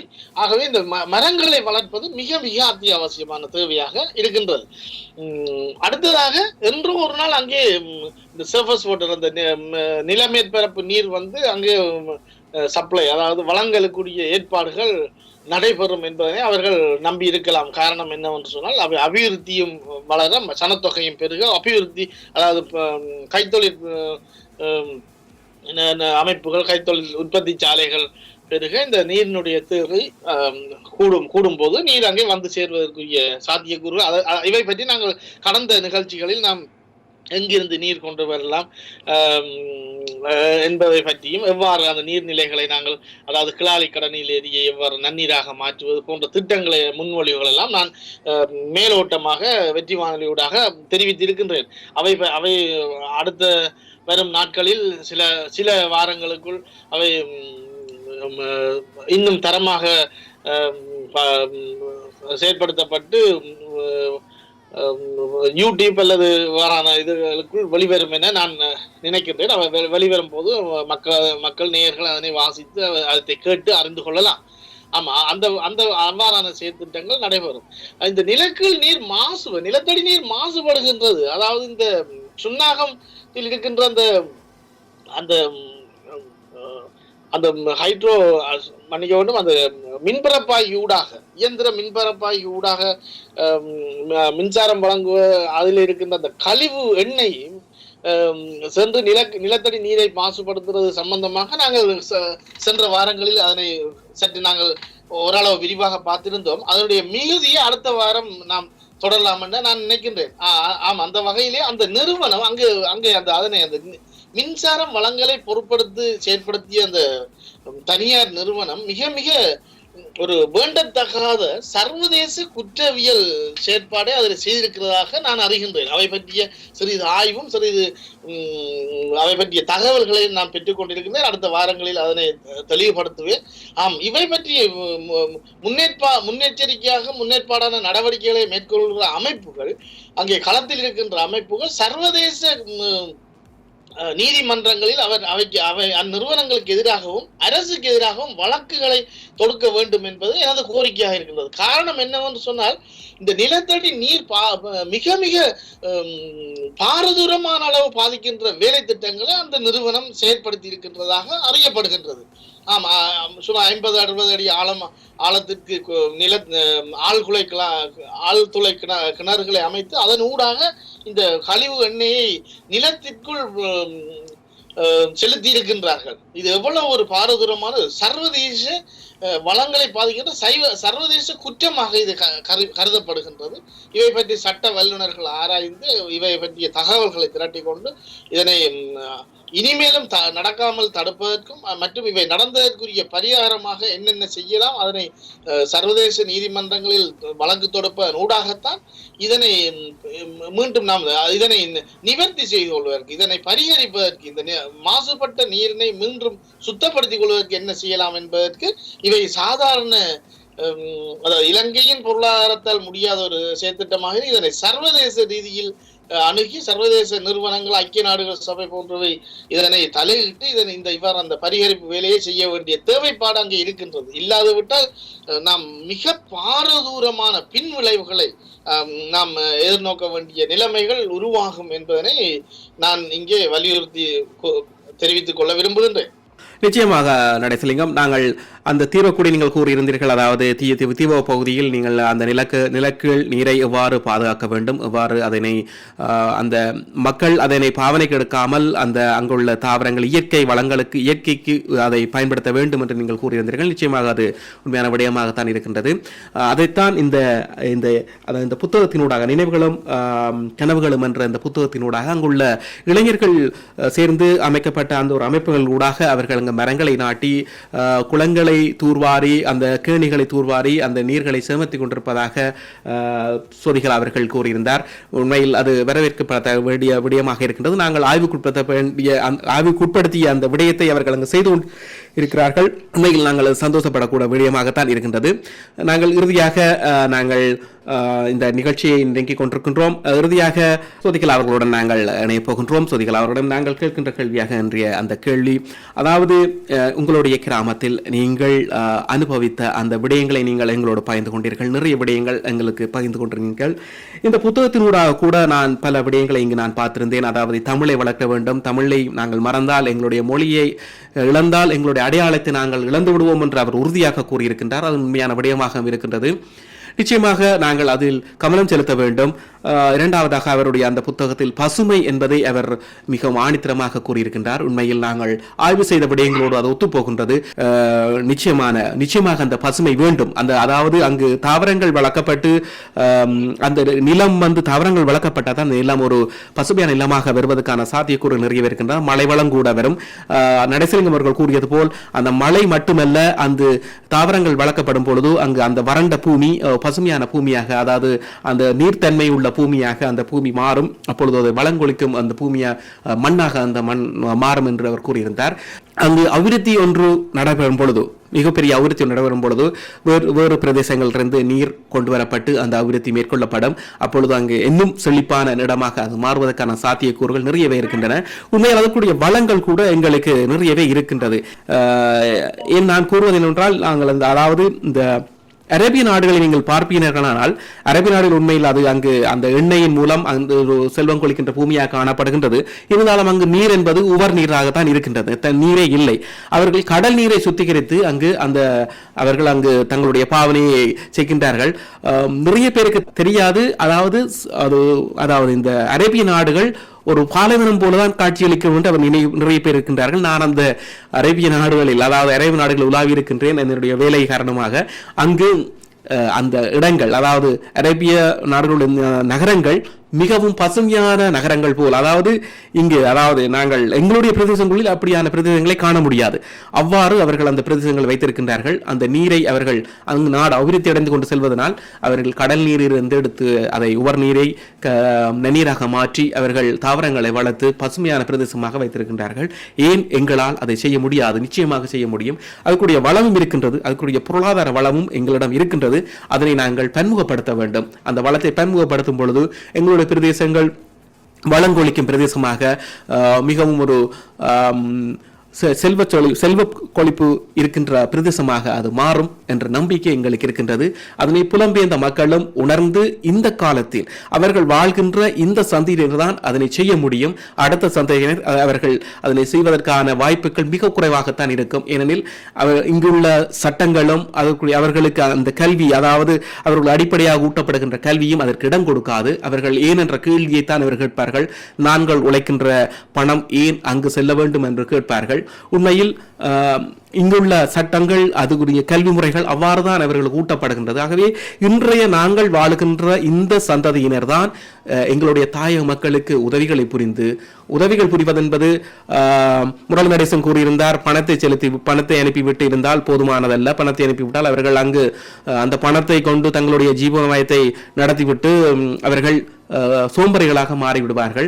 அவ்வாறு இல்லாமல் அங்கு கைத்தொழில்களை உருவாக்கி அவர்களுக்கு தொழில்களை உருவாக்கி கொடுத்து அவர்கள் அங்கேயே தங்களை தாங்களே ஆளுகின்ற தங்களுக்கு தாங்களே வருமானத்தை ஈட்டக்கூடிய வகையில் அவர்கள் தங்களுடைய தொழிலை பெருக்கிக் கொள்ள வேண்டும் என்பதுதான் எங்களுடைய அவாவாக இருக்கின்றது. பணத்தை மட்டும் அனுப்பிவிட்டிருந்தால் எந்த விதமான பிரயோசனமும் இல்லை என்பதுதான் எங்களுடைய கருத்தாகவும் இருக்கின்றது. இறுதியாக நாங்கள் சோதிகளாவிடம் நாங்கள் கேட்கின்ற கேள்வியாக, நீங்கள் உங்களுடைய பிரதேசத்தில் மிகவும் அன்பு கொண்டிருக்கிறீர்கள், அதில் காதல் கொண்டிருக்கிறீர்கள்.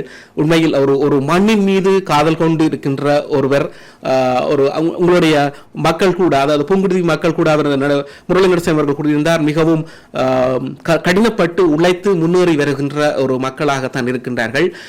அது நான் கூட கேள்விப்பட்டிருக்கின்றேன். உண்மையில் அந்த மக்கள் அது இன்று செய்கின்ற அந்த வேலை திட்டங்கள் மிகவும் போற்றுவதற்குரிய விடயமாக இருக்கின்றது. நீங்கள் இவ்வாறான விடயங்களுக்கு இவ்வாறான உதவிகளை செய்து கொண்டிருக்கிறீர்கள். அதனை இன்னும் மேம்படுத்துவதற்கான வேலை திட்டங்களை, ஆலோசனைகளையும் நீங்கள் எதிர்பார்க்கிறீர்களா? அதாவது எங்களுடன் இந்த வெற்றிவாளர்களூடாக பல பொறியியலாளர்கள், எழுத்தாளர்கள், ஆய்வாளர்கள், சமூக ஆர்வலர்கள் என்று பலரும் இருக்கின்றார்கள். எங்களுடைய இந்த ஒரு கூட்டுக்குழுவாக நாங்கள் இந்த நிகழ்ச்சியையும் இந்த சமூகத்தின் சார்ந்த விடயங்களையும் நகர்த்தி சென்று கொண்டிருக்கின்றோம். எங்களிடமிருந்து நீங்கள் என்ன விடயத்தை எதிர்பார்க்கிறீர்கள்? இவ்வாறான தொழில்நுட்பத்தை நீங்கள் எதிர்பார்க்கிறீர்கள்? உங்களுடைய அந்த சங்கங்கள், அபிவிருத்தி சங்கங்கள், அங்குள்ள அந்த மரநடுகை மற்றும் அங்கு நடக்கின்ற அபிவிருத்திகளுக்கு இவ்வாறான தொழில்நுட்ப விடயங்கள் உங்களுக்கு தேவைப்படுகின்றதாக இருந்தால் எங்களுடன் தொடர்பு கொள்ளலாம். இவ்வாறு எதிர்பார்க்கிறீர்கள்? நடசிலிங்கம் அவர்கள் ஒரு பொறியியலாளர், அவர் ஒரு ஐக்கிய நாடுகள் சபையில் ஒரு திட்ட பணிப்பாளராக வேலை செய்தவர். அவர் ஒரு நீண்ட காலமாக அவர் இந்த பொறியியல் துறையில், அதாவது அவர் பொறியியல் துறையை வேலை பார்த்திருக்கின்றார். அவரிடம் நிறைய விடயங்கள் இருக்கின்றன, நீங்கள் எதிர்பார்க்கலாம். இன்னும் பல பொறியியலாளர்கள் இருக்கின்றார்கள். என்னத்தை நீங்கள் எதிர்பார்க்கிறீர்கள் என்பதை கூறி நாங்கள் நிகழ்ச்சியை நாங்கள் நிறைவு கொண்டு வரலாம். கூறுங்கள். ஆமாம், நடேசலிங்கம் கூறியது போல் ஆழ்துளை கிணறுகள் மூலம் அங்கு கழிவுகள் அகற்றப்படுகின்றது என்று சொன்னார்.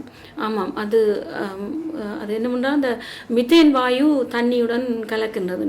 நீங்கள் பார்த்திருப்பீர்கள், மிதேன் வாயுக்கள் அந்த தண்ணீரை நீங்கள் பற்ற வைத்து பார்த்தீர்களானால் எரியும். அத்தகைய தண்ணீரை குடித்தால் எத்தகைய விளைவுகள் எமது நாட்டில் ஏற்படும் என்பதை நினைத்து பாருங்கள். ஆகவே இயற்கை வளங்கள் அழிக்கப்படக்கூடாது, இயற்கை பாதுகாக்கப்பட வேண்டும். மற்றது இன்னும் ஒன்று நான் கூற விரும்புகிறேன். நண்பர் கூறியது போல் பணத்தை கொடுத்து நாங்கள் சோம்பேறிகளாக ஆக்கிவிடாமல் சொன்னார், அருகில் இருக்கும் வீடுகளுக்கு கூட ஆட்டோவில் சென்று வருகின்றார்கள். வெளிநாடுகளிலிருந்து அனுப்பப்படும் பணம் சோம்பேறிகளாக்கப்பட்டு விரைவாக்கப்படுகின்றது என்று சொன்னார்.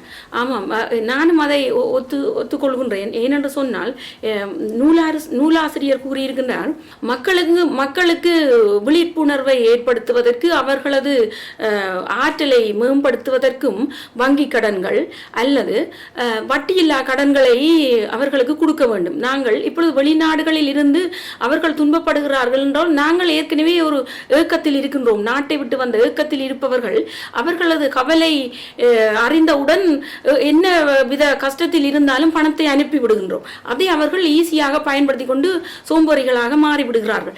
என்னை பொறுத்தவரையில் கொடுக்கப்படும் பணங்களோ அங்கு செய்யப்படும் செயல்களோ பிரயோசனமாக இருக்க வேண்டும். வட்டியில்லா கடன்களை அவர்களுக்கு கொடுத்து அதை அவர்கள் திருப்பி அவர்களுக்குரிய சுயதொழில்களை ஏற்படுத்தி கொடுத்து அவர்கள் அந்த கடனை திருப்பி அளிக்கிற செய்கிற மாதிரி செய்தால் சோம்பறிகளாக இருக்க மாட்டார்கள் என்று நான் நினைக்கின்றேன்.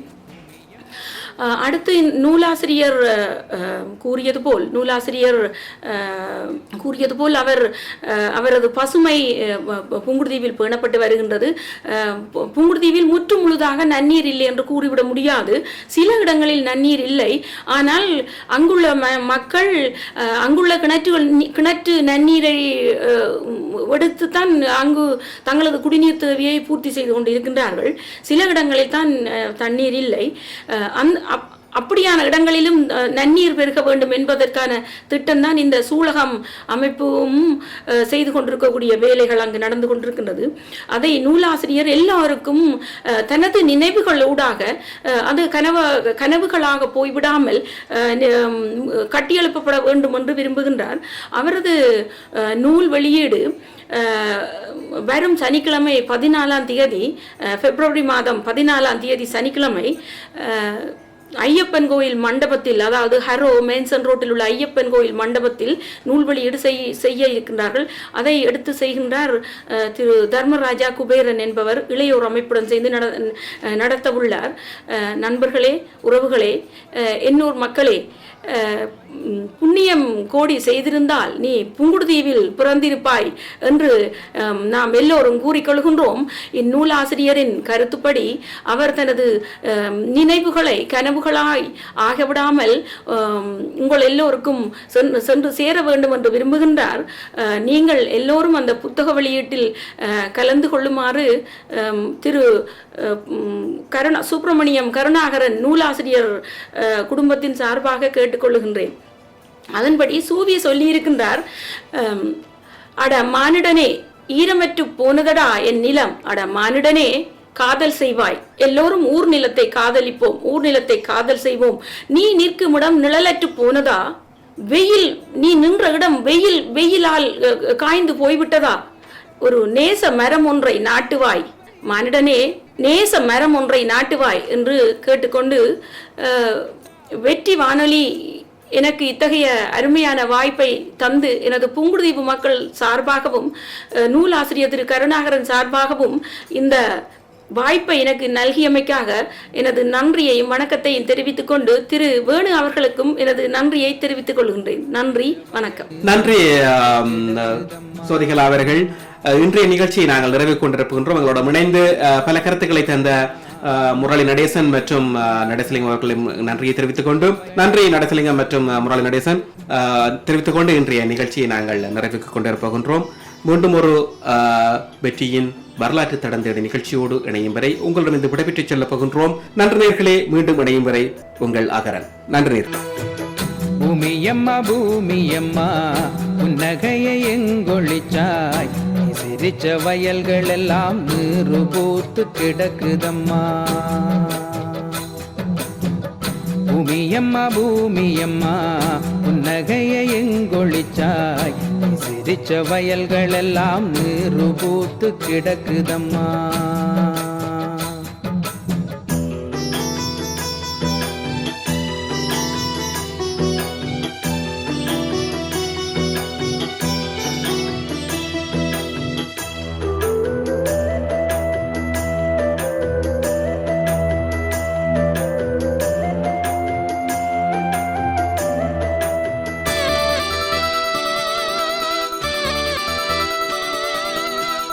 பொன்னா விளைஞ்ச பூமி, பொலியாய் பொலிஞ்ச நிலம், போகம் தோறும் நிறைவாயின்றளிச்ச அன்னை வயல்.